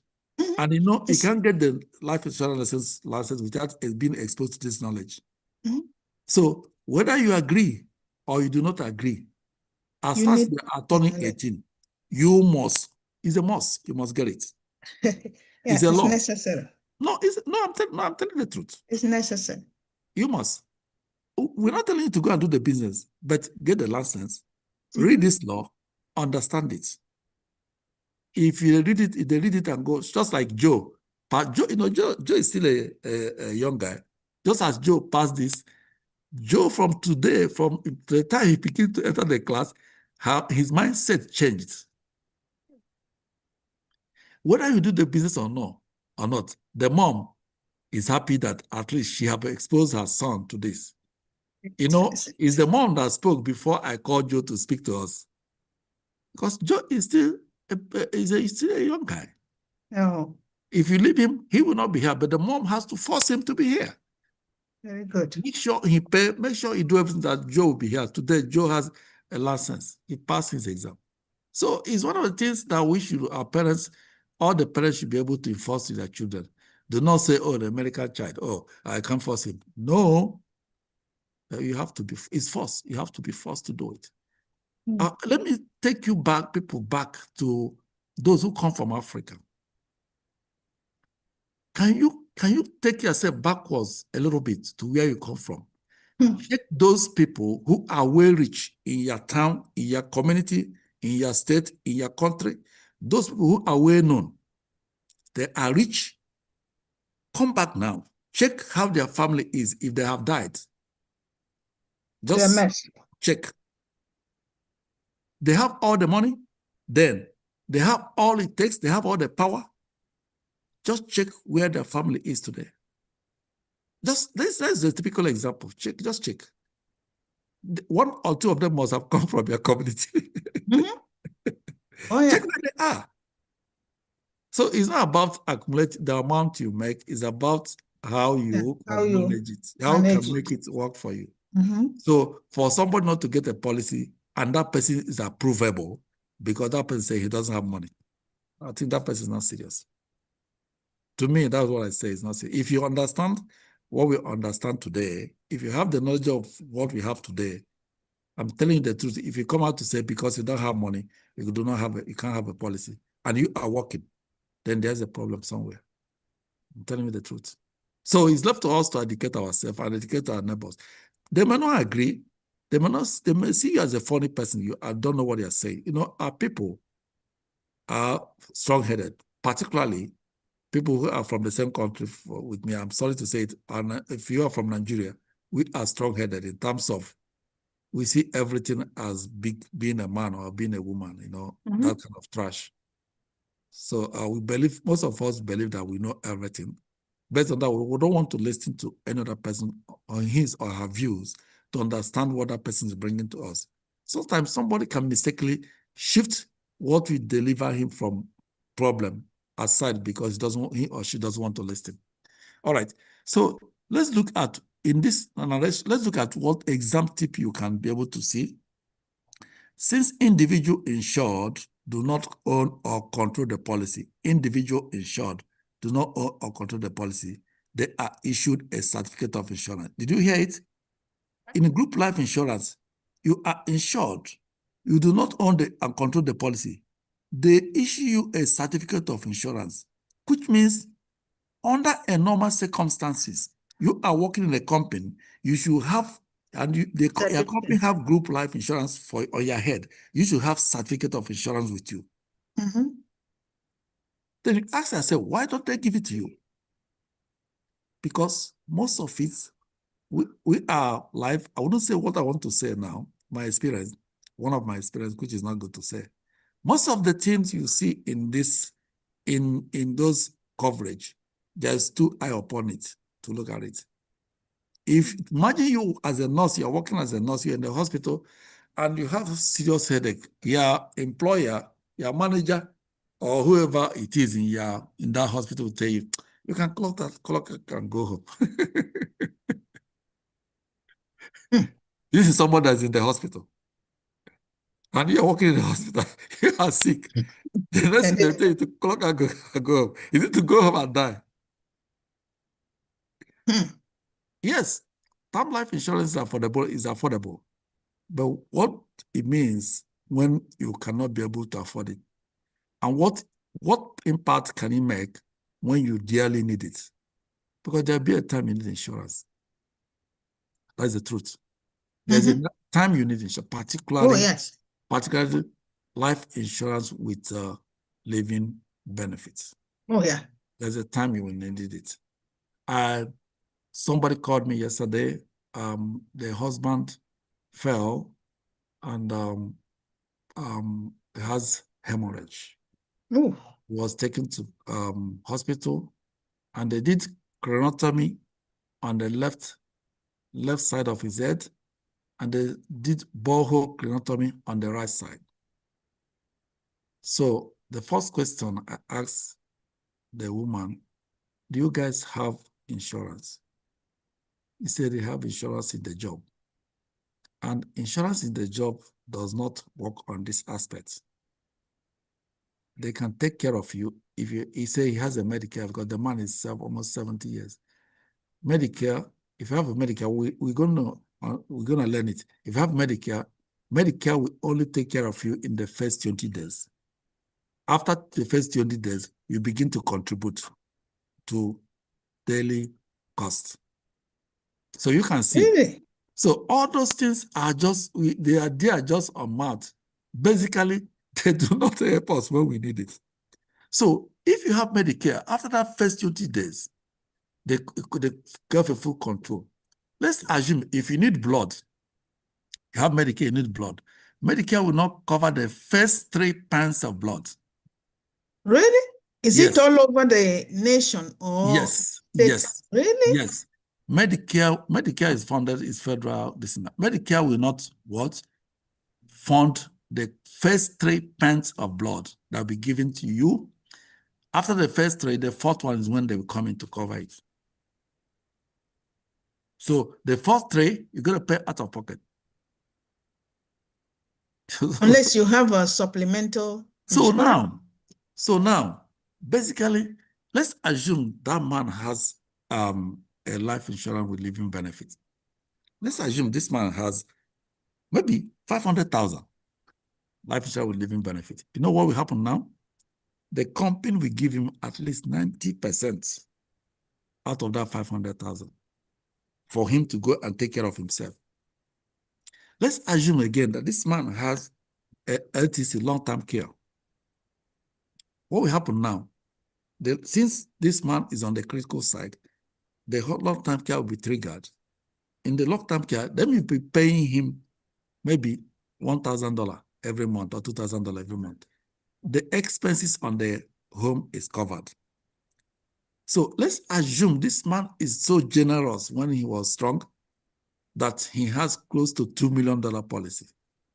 Because let me tell you, all of us can afford this.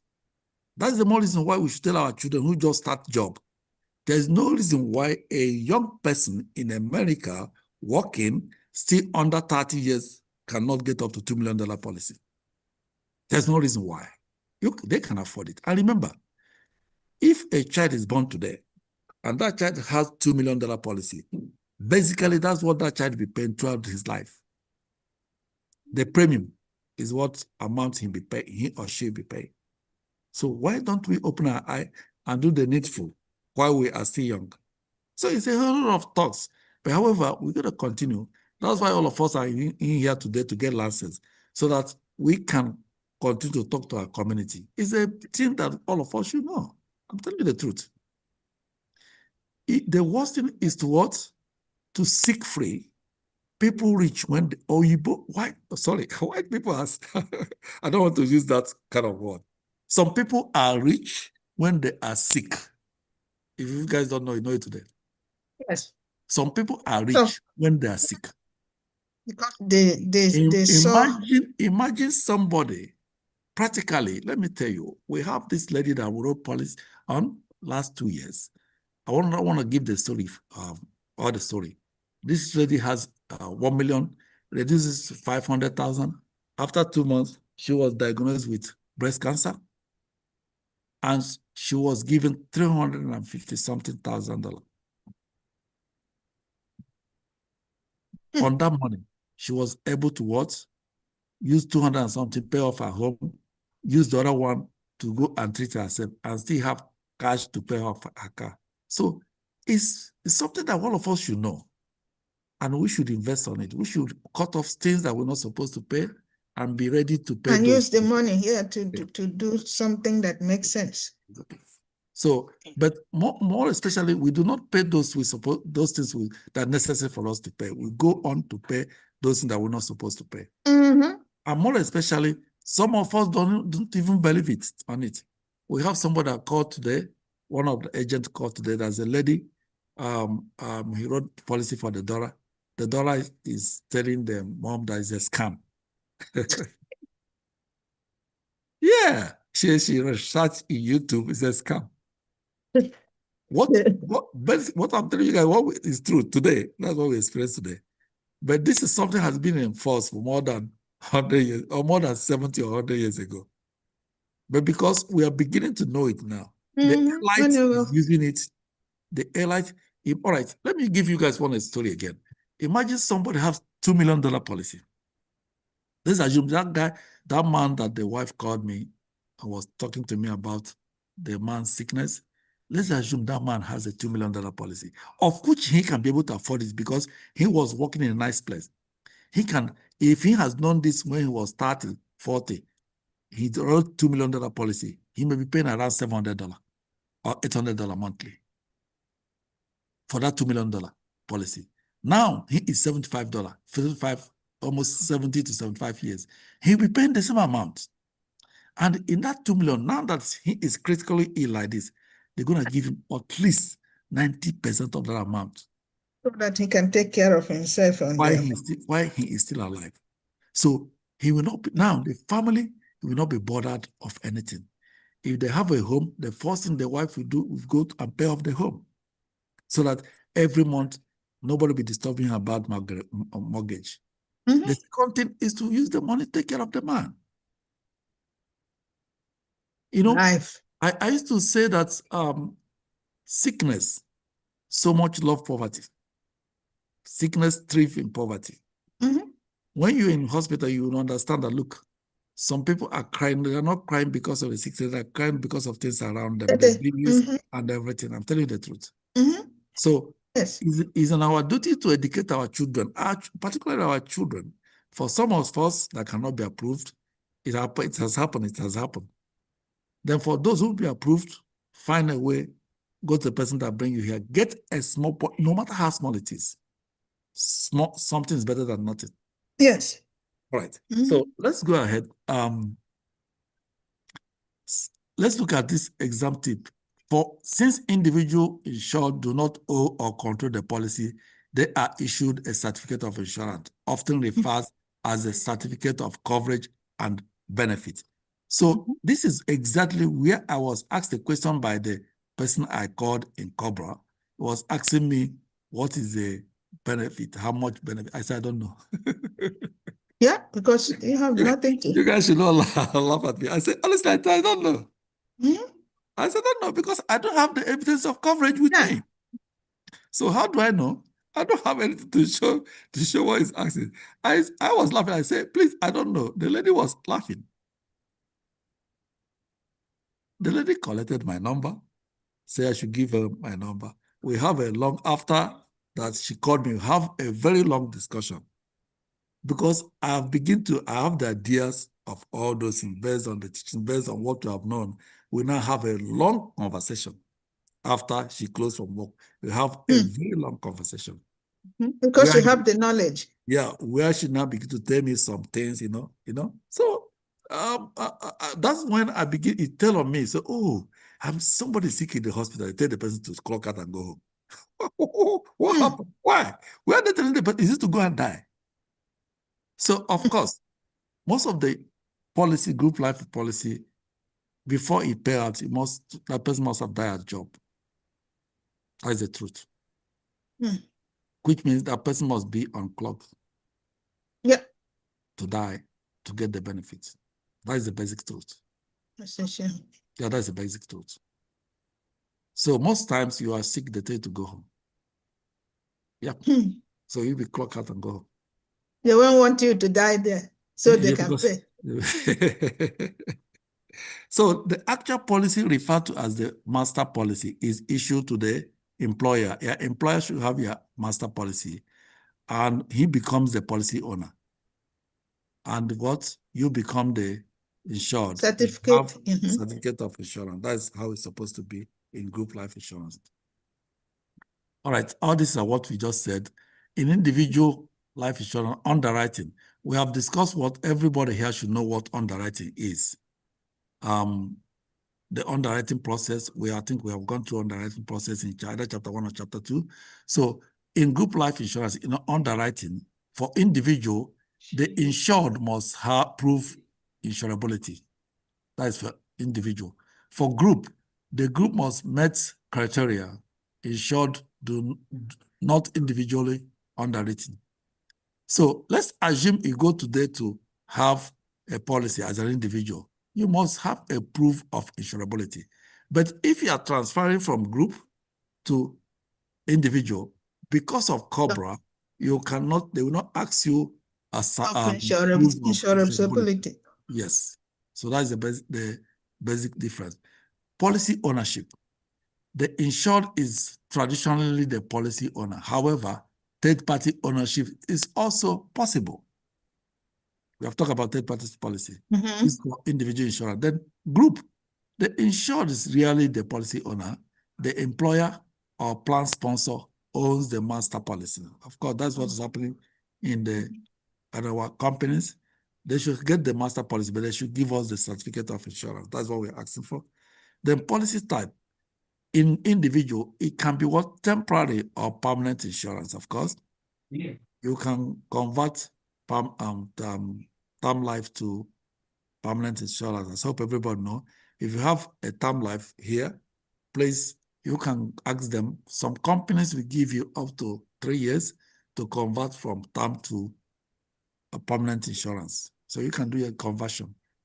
If you have a term here, you can ask them if it's not up to some 3 years or some 5 years. I have my first policy as a term policy.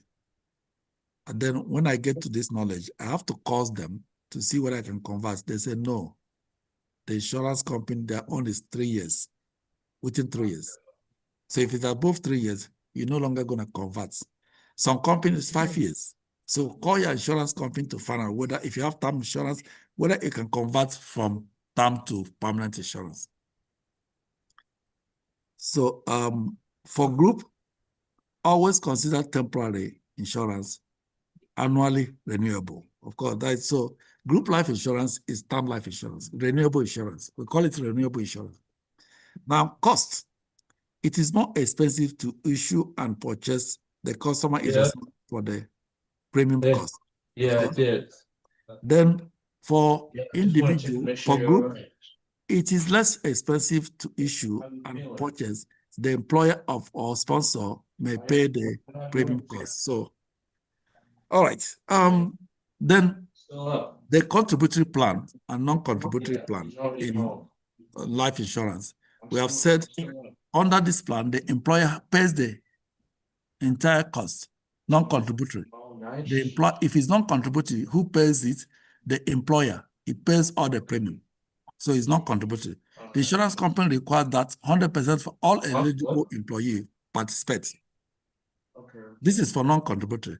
I believe that most of these non-contributory are meant for the executive in the company. I believe so. It may be an incentive to the executive. So with non-contributory group insurance plan, the employee or plan participant do not contribute to the premium payment. So if you have a company that is non-contributory, then thank your God. If you have a company that is non-contributory, then thank your God. Which means as the employee, you are not contributing to the payment of premium payment. Now, contributory plan, with this form of employee group insurance plan, employee shares the cost. Contributory plan, so if you ask your company, they say it's contributory, ask them what percentage. Most often, the company will contribute 75%, while the insured will contribute 25%.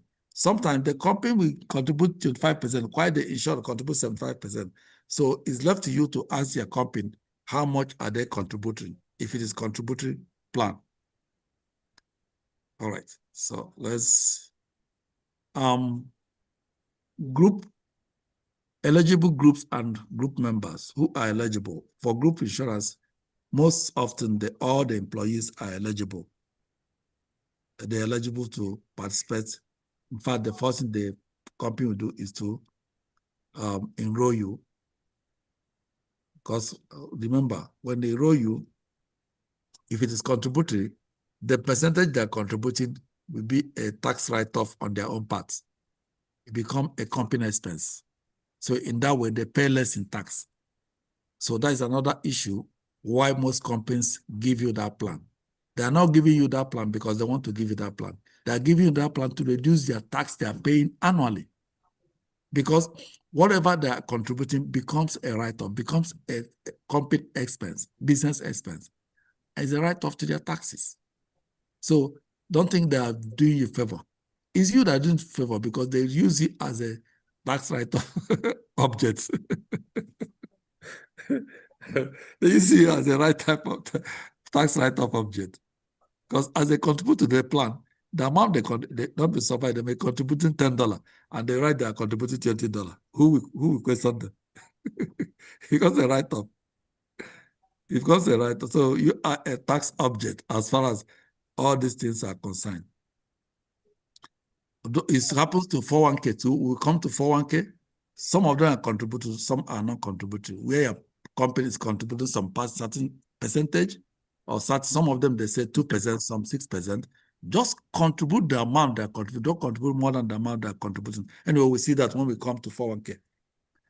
All right, so an employee must be full-time rather than part-time in what? Eligibility. An employee must be actively working. Most companies, that's what they do. If you're not actively working, if you're not full-time, they will not. If you're part-time, you will have health or life insurance. If you're not a full-time, they will not give you that access. So a new employee probatory period is typically 1 to 6 months before they become eligible for coverage. Of course, the time you enroll is not the time it starts. You have to take some time before it starts. Probably the probatory period is 1 to 6 months. However, during the enrollment period, an employee has 31 days. So most times in group life insurance, it happens to most companies, the enrollment period is always 31 days. So I want everybody to know that it may be in the exam, the enrollment period for group life insurance, most times always 31 days. But the probatory period, based on the company, is 1 to 6 months. So the employee may need to provide evidence of insurability. Of course, if it's what? If it is one single, but if it's group, they're not asking for evidence of insurability. They're not asking for, then if you come out from the job under COBRA, they're not going to ask you for evidence of insurability. So I want everyone to know that too. Now, if the plan is non-contributory, that is, employee pay the entire cost. If it's non-contributory, what the employer pays the entire cost. All eligible employees are automatically enrolled. I never see the company that will offer you non-contributory. They may offer junior workers contributory, then offer executive non-contributory. That may be incentive. Of course, basically, that's what's happening in most of the companies. So underwriting requirement for group life insurance. All of us here knows what underwriting is. Remember, before now in life insurance, everybody goes for life insurance, particularly those who are sick enough. Those who are sick. The tendency of those who have a high risk going for life insurance is very high. So often, insurance companies continue to pay premium, continue to pay claims, benefits, day in and day out.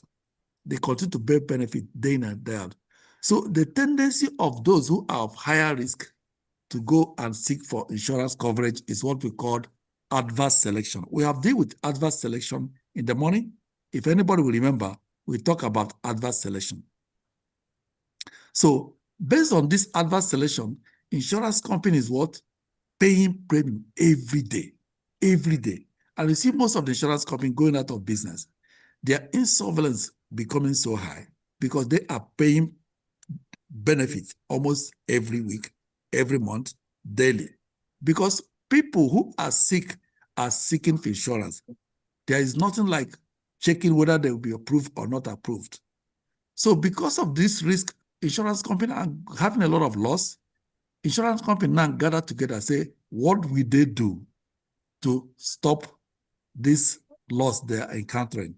They now introduce what we call underwriting. So underwriting, it can come in the exam. Underwriting was introduced in insurance business to what? Check adverse selection. And what is adverse selection? The tendency of those who are highly risk to seek for coverage. Previously, when there is no underwriting, if you apply for policy, they will approve you. If you apply, they will approve you. There is no risk classification, nothing like that, no underwriting existence. So, meaning if somebody can be terminally ill, his people will go and apply life cover. As far as that person is still breathing, they apply life insurance policy for the person, and the person will be approved. So you see the insurance company is losing. So at the point they gather together and say, what they're going to do? What are we going to do to avoid this? On their meeting, they now introduce what we call underwriting. So underwriting come into insurance business to prevent adverse selection. Please, I want everybody to know this. It's very, very important. Why underwriting process was introduced to insurance business was to what? To checkmate or to prevent adverse selection. And what is adverse selection?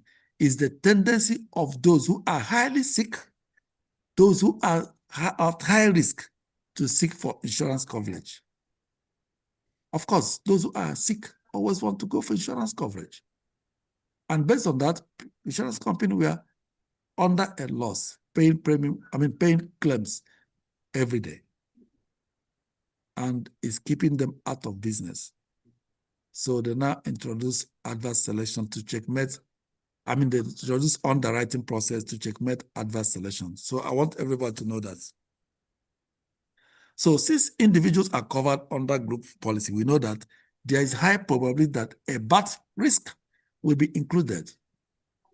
You know that when every company introduces group life insurance, there is tendency those who are high risk is there because they are not asking for evidence of insurability. I hope you know that.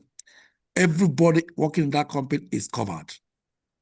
The issue of insurability is not there because it's group. Immediately you enter the job, you'll be enrolled.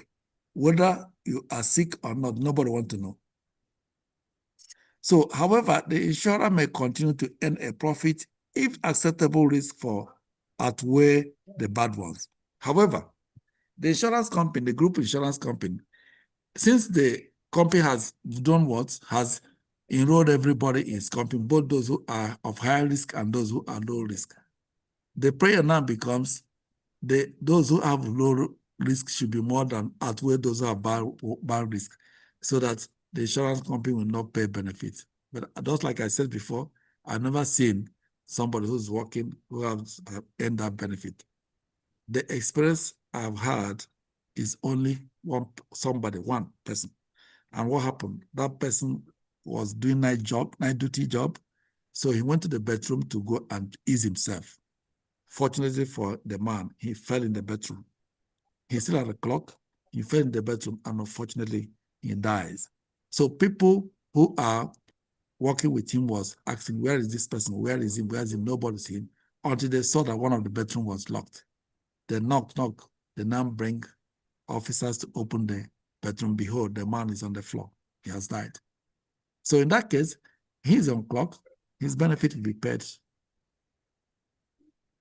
Benefit will be paid. But despite that, you have to be on clock for you to receive a full benefit. All right. So let's look at this. It's a group insurer avoid adverse selection by setting up participation requirement. For non-contributory plan, 100% of all eligible group members must be enrolled. For contributory plan, 75% participation is required. So please note this. For contributory plan, 100% of all eligible group must be enrolled. Then for contributory plans, at least 75 participants must have enrolled. Any confusion? For contributory. 100. For contributory, that is the one you are contributing. For contributory, the yeah, company 75. In fact, even without me speaking further, you guys should understand the trick here. The one, if you are contributing, the company is contributing, they expect 75% to enroll. But for one non-contributory, which is the one the company is not nobody, you are not contributing, the company is not contributing. They expect 100% of all eligible group to be enrolled. So that will indicate, that will show you one or two things. So underwriters take policy persistence into account. In insurance, persistence refer to percentage of active policy in force that do not lapse or are not replaced by policies from other insurer. That is persistency. So most companies has a higher, if you have a higher persistency, don't you think it's a problem? So every company should want a lower persistency because the percentage of active policy in force do not what? Lapse. If the percentage of that do not lapse is lower, then that's what every company will be looking at. But if the policy that lapse is higher, then what happened? The company will have problem. All right, so let's run. We have to do something on. Then conversion to an individual policy. I think we have said everything about this.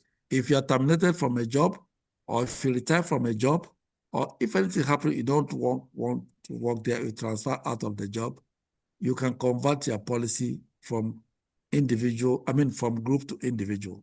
To everybody know that. And when you convert from group to individual, you are converting to whole life policy, sometimes with cash value. I did convert my own is with cash value. Now, conversion period. How long are you expected? Somebody asked me that question. If under COBRA, how long are you expected to convert? You are expected to convert within 31 days, which is 1 month. The letter will come to you within 1 month. You're expected to convert. And you'll be converting from term, which is your group, to whole life, sometimes with cash value. I did with cash value. However, in that sequence, the company as you're converting, they will not ask you proof of insurability. No. They will only enroll you, will give you a higher premium. If you can afford it, you continue. If you cannot, you leave it. All right. All right, I think, let's see. Now, group policy termination and conversion rights. Under COBRA, you have the right to convert.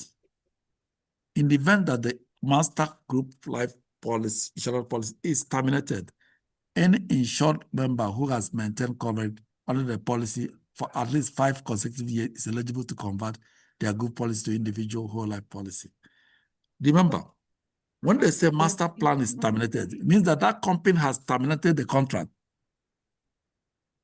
So please know this. Sometimes it comes out in the exam. Remember, in life, when you have a group life insurance, they say the employee, as an employee, you can terminate. And if you terminate, you can convert your group to individual policy. Remember, that's one.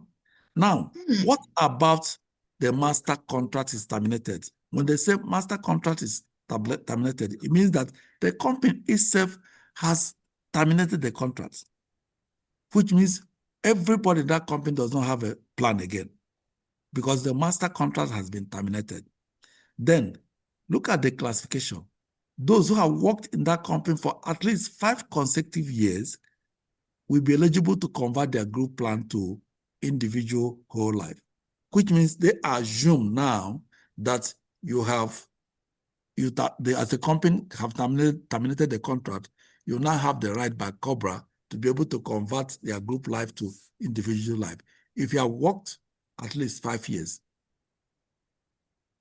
But if you have not worked at least 5 years, do you have the right to do that? No. You don't have the right to do that. So they will not allow you to do that. So the converted policy may provide coverage up to the face amount of the group policy subject to insurer's maximum limit, e.g. 10,000. Of course, they're going to give you the maximum limit you can convert depends on the maximum benefit you have. When we say benefit, we say the face amount. Face amount is the face value. Face value is that amount you bought. Like when you're buying a policy, let's assume 500,000. 500,000 becomes the face amount. We can regard this as face amount. We can equally regard this as face value. And we can regard this as the death benefits. Because basically, for instance, in term life insurance, that is what you get. But in a policy that have a cash value, it may be different. But that of the term, that's basically what you get. Now, in that, no medical examination or proof of insurability is required when you are converting. Now, the premium for the individual policy will be based on the age or the time of conversion. The premium is based on age of the time of conversion. Imagine, so if you are converting when you are 30 years, even if it's a group to individual, you are converting when you are 30 years, the premium will be less than somebody who's converting when he's 50, 51, 52, 53 to 60. So the premium being high depends on your age. And most of us, we normally leave our job when we are 60-something. So you are trying to convert at that time. You know how much it will be. It will be much, much expensive.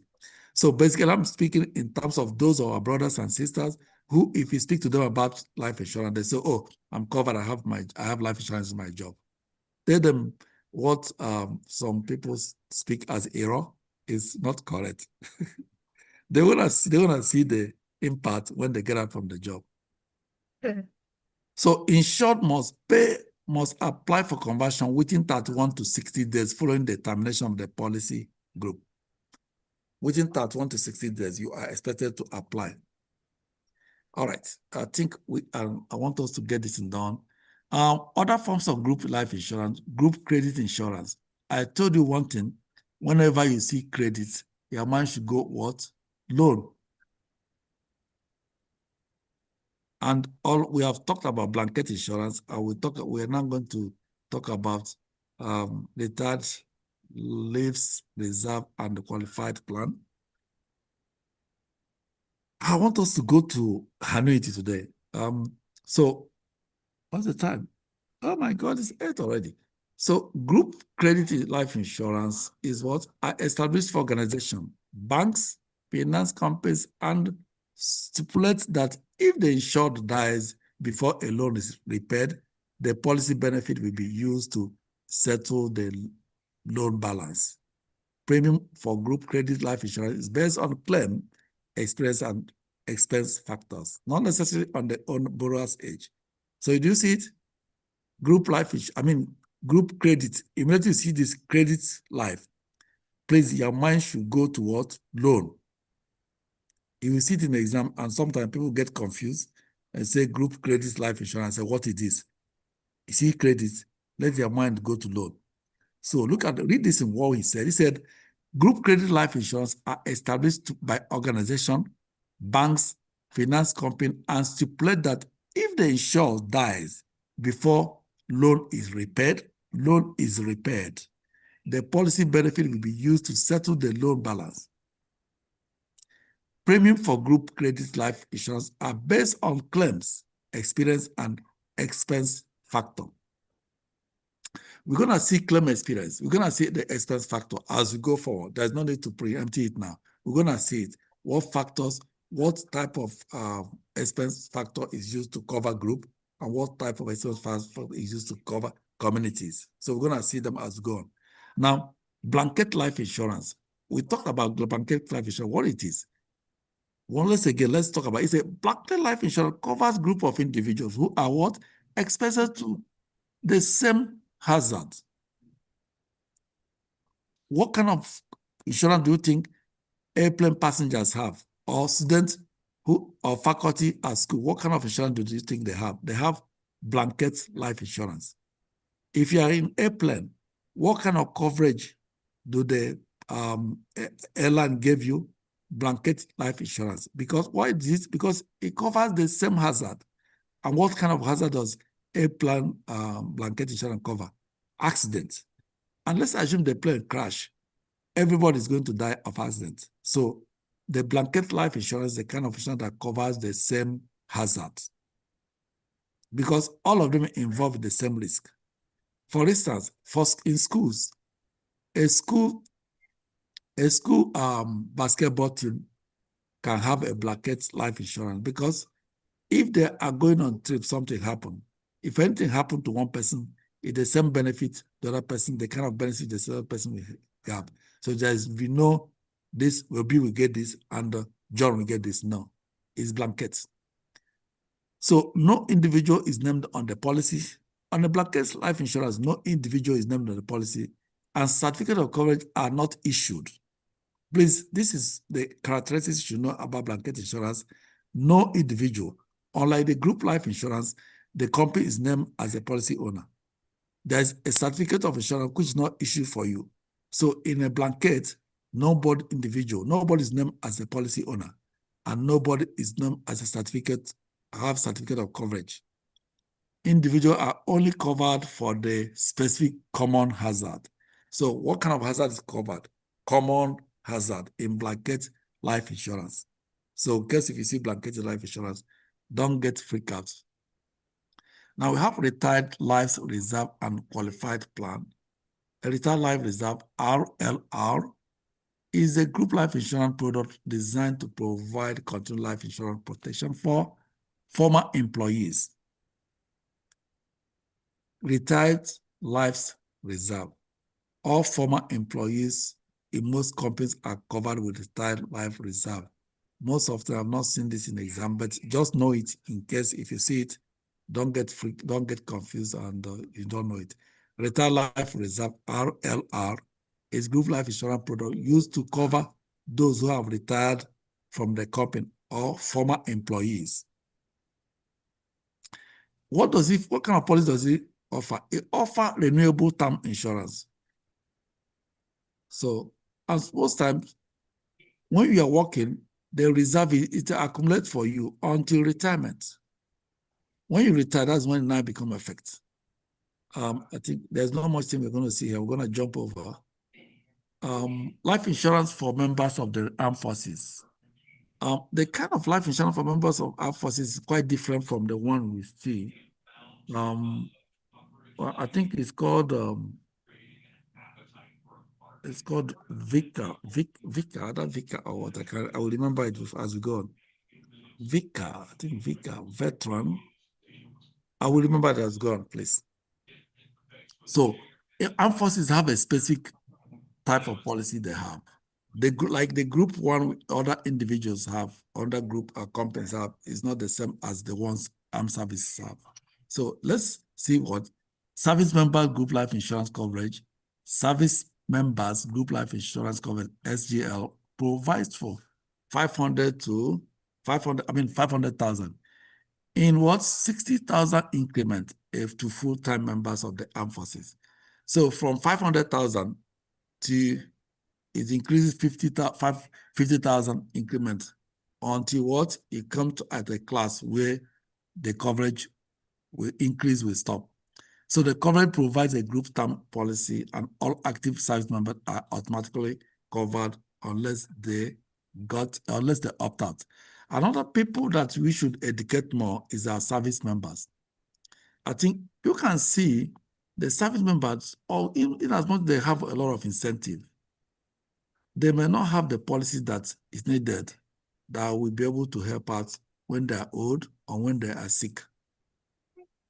They may not have policies that have a benefit. I think what triggers everybody's mindset now is a benefit while you are alive, living benefit. We are no longer bothered about death benefits. We are not bothered with living benefit because the death benefit, even those who are going to get the benefit, they may not know how to use it. So, except we educate our children to know how to use the money if the person passes. But most time, people who receive the benefit do not know how to use it. Within 1 month, the benefit will finish. Yes. That's the truth.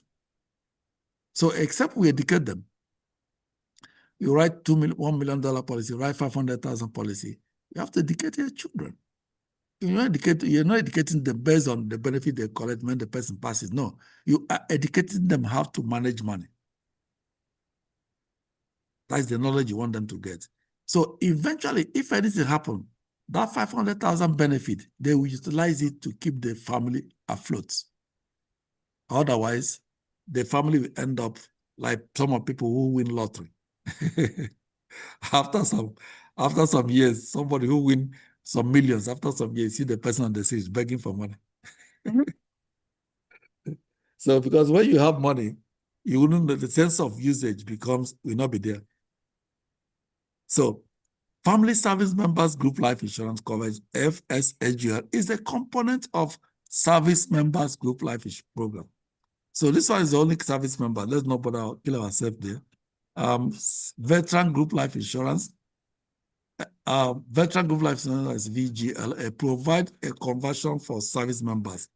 Group. I think most of the time we're not going to see this. Let's not kill ourselves here. Taxation of group life insurance. One thing I want everybody to know is in insurance, most insurance policy are tax-free. The benefits are tax-free. You do not have to pay tax on the benefits. Remember, you pay the money you are using to pay the premium is the money, most times is after tax money. Everybody knows that. It's after tax money you are using to pay your premium.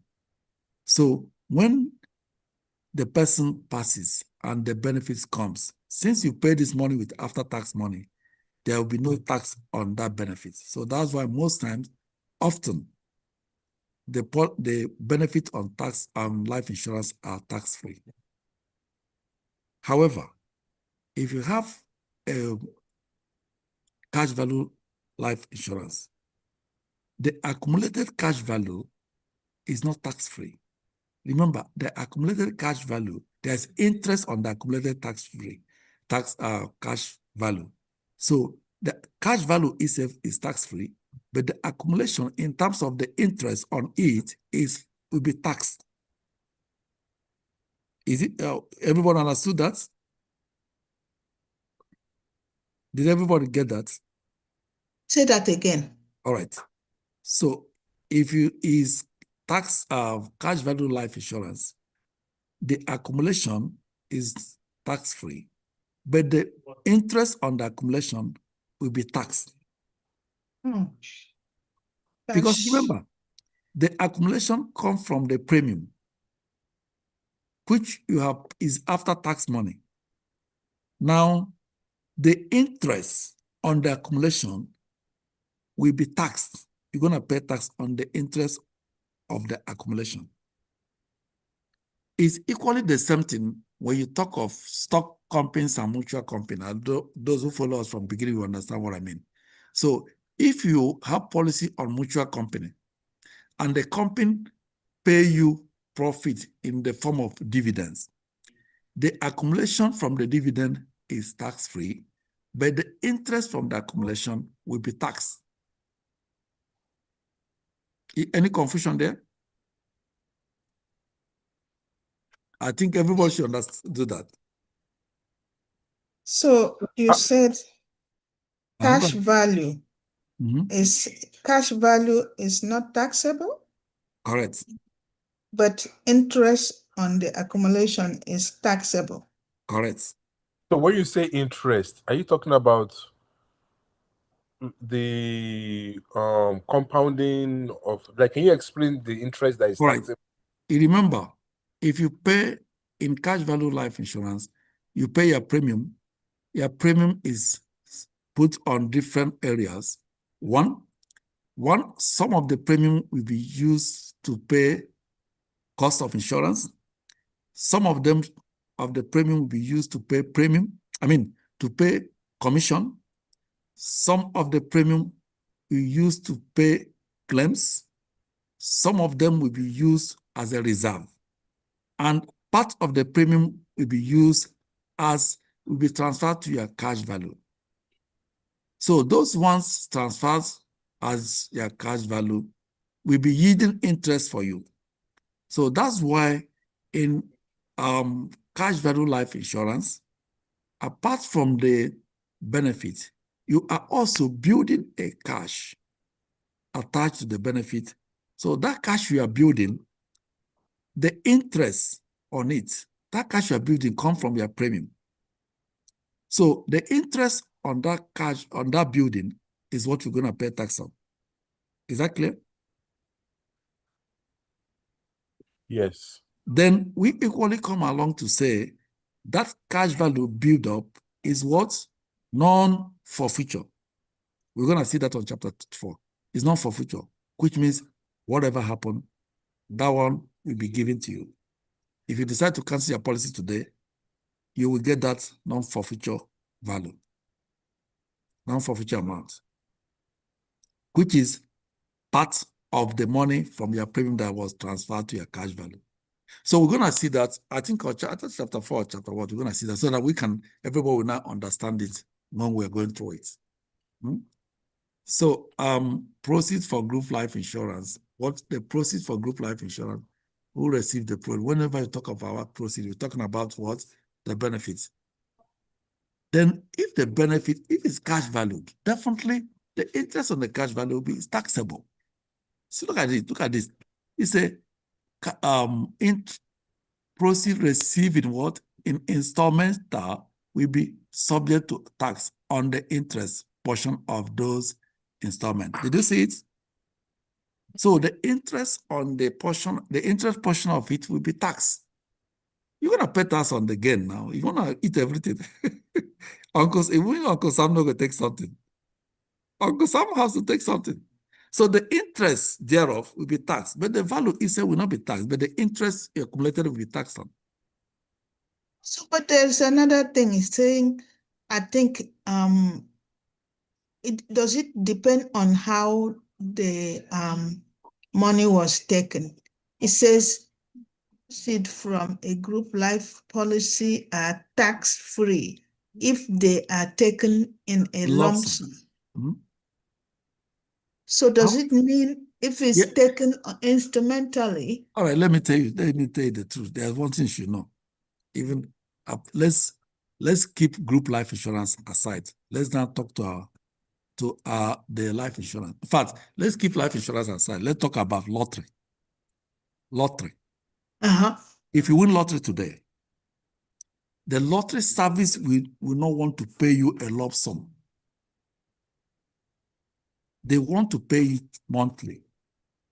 You know the reason why they want to pay? Because if they pay in lump sum, they will not take tax. What again? They don't want to bring that whole amount, give you at once.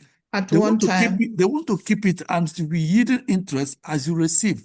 Every year they give you part of the money, the remaining one will be yielding interest on them. They will be benefiting out of your money. Yeah. That's why they don't want to pay. They don't want to pay lump sum.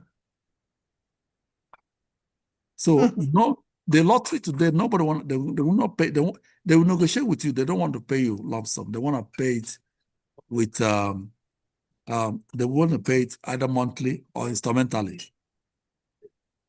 They benefit from it paying instrumentally. All right. I think it becomes interesting to everybody. We've just finished what we changing. I think what you needed in group, I think is not what again do you need in group? Because this is a summary. We are done with it. What do you need in it? Is there anything you need on the group? In the group insurance, health insurance. What we discuss, see, whatever we are discussing now as a group involves health insurance. It's not the same thing. Okay. Except, is there any particular thing you need in group life insurance? I just want to know, like, is there anything that was missing that I didn't do well in that particular side? You know, when you write the exam, they will print everything out. All right. When they print it out, what is show that group you didn't do well in group? Group health insurance and dental. All right. Dental, let me see. Because we just finished this one. You know, I know it is so technical, so I want to repeat it again before I go. Yeah. All right. I think we may probably. All right, we can continue the annuity tomorrow. Okay. Are you gonna be here in the morning? Yeah. Because all right, so basically we're gonna do annuity in the morning because this is 8:41. I already have another class I want to join in now. So which means invariably we're gonna end here. Tomorrow morning we're gonna do annuity. Now I know the area you want. I think is on chapter. Right, I think chapter 11, retirement plans. That's not retirement plan. It should be the dental. It's chapter 13. It's chapter 13. Health and accident insurance. It's chapter 13. This is where we're going to see dental insurance. So probably let's work on annuity tomorrow morning. Then we just rush through chapter 13 to see whether what you need is there. Is that okay? Yes. So when we finish annuity and we look at chapter 13 tomorrow, then probably next tomorrow we now go back to chapter 4. Chapter 4 is life insurance policy type. So basically, people that are starting new want to know this life insurance type. Like me. This is where we are talking about term life insurance, whole life insurance, which is permanent life insurance. We have different type of insurance policies. This is where we're going to see it. We're going to talk about type of insurance and types of policy. You know, it's different in type of insurance, and in any type of insurance, there are different policy type you can get in any type of insurance.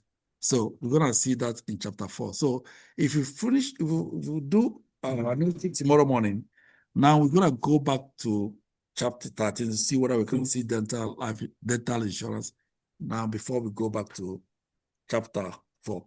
So I think we end here tonight. I have another meeting. I'm logging in now. We're going to end here tonight. So please join in tomorrow. If they see the same login information, it does not change. It's the same thing. It does not change. So even if I do not post it, remember the class is always 6 p.m. Central Time and 8:30 a.m. Central Time. Okay. All right. So good night, everybody. Thank you so much.